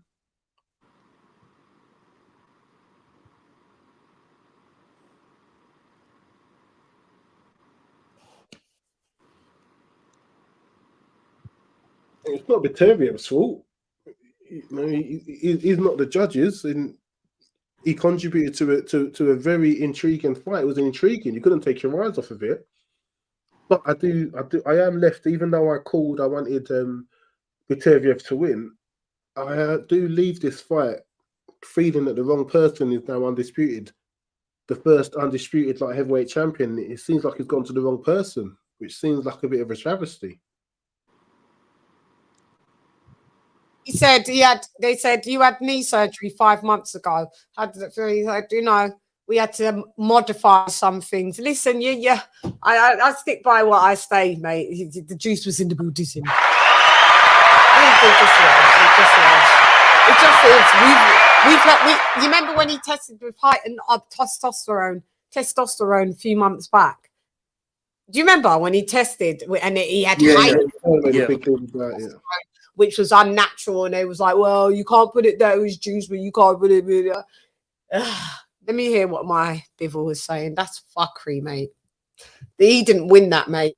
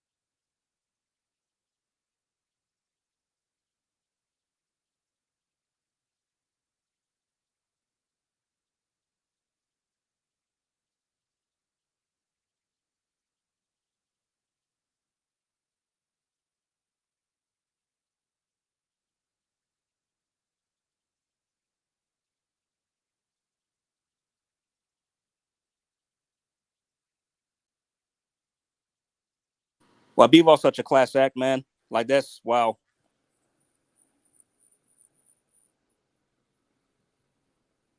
They both are, to be fair, but yeah, Bivol more so, considering how he lost. Ah, man, Bivol won that. I don't give a fuck. I don't give a fuck. But what I knew it was going to be an MD. I just knew it. But I thought it was going to be MD for Bivol, obviously. But I knew it. I said it in my report. MD is going to be razor thin. I guess they counted the punches, but he landed to Bivol's gloves and arms. I guess. Yeah, they did. They must have. So them judges like front foot dominant. Yeah, that's what they like. They like front foot dominant. That's what they must have scored him for, his front foot dominance. That's it. But that doesn't. I mean, but you Man. got to be landing though. Still, you Them know. judges are boo, man. Them judges, like boxing, you got to do better, man. It won't. Yeah, that you can see Bivol is devastated. He is. He is. He's trying to hide it, but I can tell. I would be. Listen, yeah, listen. We're doing a rewatch. We need to be all available for the rewatch. Oh God. Mike can even maybe do it tomorrow, I guess. We should All do right, it tomorrow. just let me know when. Yeah, again, guys. I told you, boxing. That is bullshit. Beterbiev knows he didn't fucking win that fight. They just, for some reason, he needed to be the golden goose for this. What? I mean, but 116, 112 that's just crazy. That's just fucking crazy. 114, okay. Still no. 115, 112. I thought it was going to be for Bivol, the last two scores. Oh God, I knew it. Yeah, I think that should be a rematch now. I want to see a rematch. Yeah, me too. I want to see him run it back, but I don't know if Arthur would give him that chance. Now, who's to say? We may as well. You're going to fucking cruiserweight. Just do it one more time. Then move up if you win or lose. So yeah. Yeah. Them Saudis don't play. They've already left the building.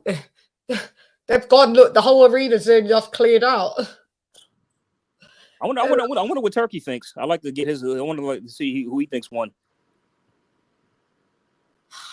God. Yeah, I got to watch the afters. You know the look. But Turkey's talking to him. Look. What you saying? Turkey's telling him, I think you won. Who? The Bivol? Yeah, they've got it on playback. Turkey said, I believe you won. Look, unless I'm wrong, go ahead. Look it on the. Keep watching it. They play back to what Turkey says. Okay. I mean, well, that's on his own broadcast. I don't know because they're showing Tim Bradley and the other guy right now. You gave Bivol 3 rounds. Gredax, you're crazy. Oh my God. Gredax, you're crazy. I'm so glad you're not a judge. You're crazy. You gave Bivol 3 rounds. No, you're crazy. Bivol outlanded, and at one point Bivol had 50% landing. And then by the end of the fight, and that was at the end of like 5 rounds, then it went to Bivol was landed 36% of his shots. Beterbiev landed 18%. Come on. Yeah, Gredax. Nah, sorry. And you saw that. You saw when Bivol was outlanding Beterbiev. You saw it. It was clear. He has clean shots. They must be doing when it's hitting the gloves, man.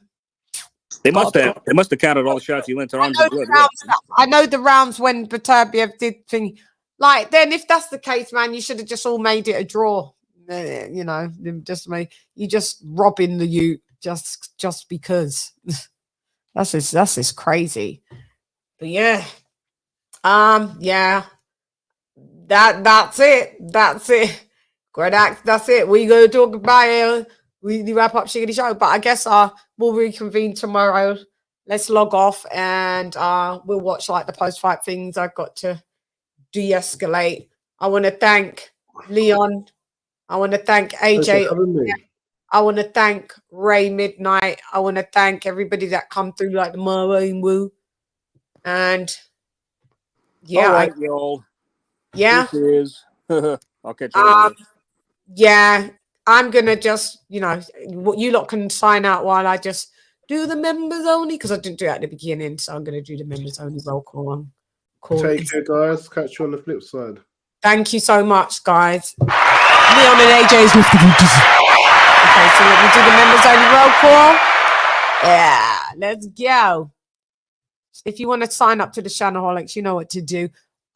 This is why we have to fucking love this sport, because it just does things that, I mean, guys, we've had, since the Saudis have come through, many a fucking upset. Anyway, let's do the members only roll call.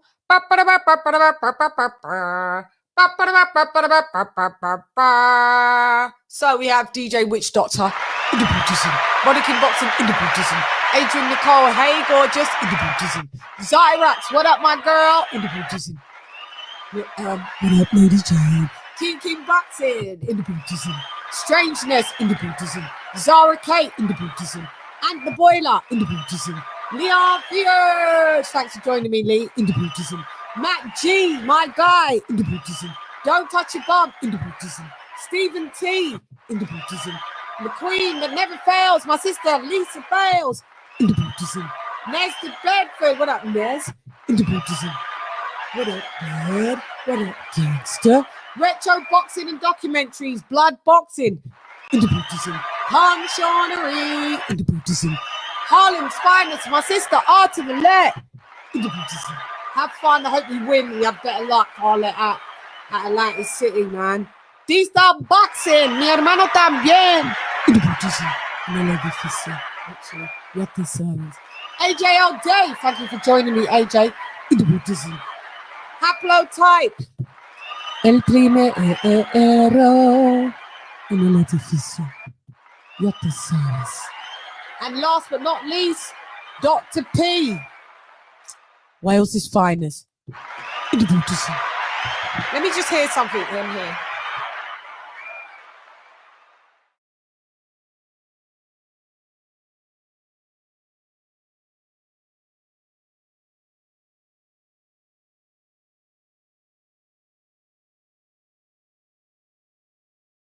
Andy Lee saying, you know, Bivol bots well, but it doesn't mean he won the fight. I beg to differ, Andy. I beg to differ. Anyway, you know, we're here to tell the truth and nothing but the truth. We shall be doing a rewatch and point score for sure. So help me God. Colonel Jessup, did you order the code red? You don't have to answer that question. I'll answer the question.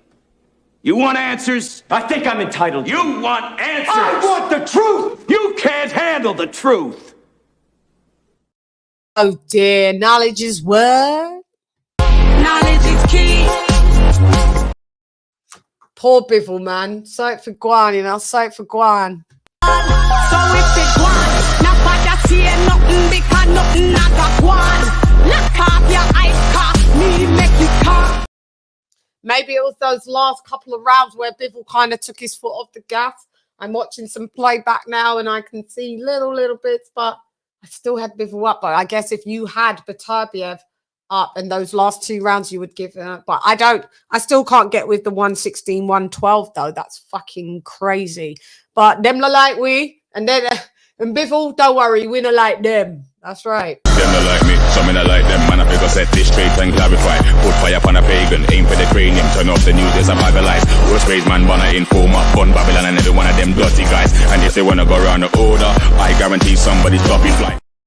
And on my show, I deal with stats, facts, and data. And at the end of the day, when somebody outlands you 50% and then overall in the fight 36% to 18%, how does that work? Come on, tell him, Godfather. Facts matter.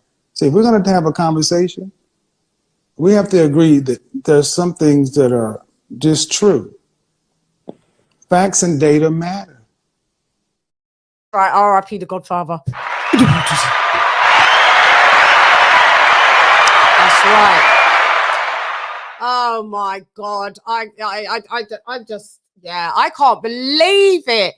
But I could see this is Bivol's first loss. Yeah. Damn, man. I don't know what he's having a tough time as well. Remember, he's going through a divorce. His wife's going on different platforms and doing all that shit, calling him out. But anyway. Entonces, recuerda mi gente del mundo, mi gente de boxeo.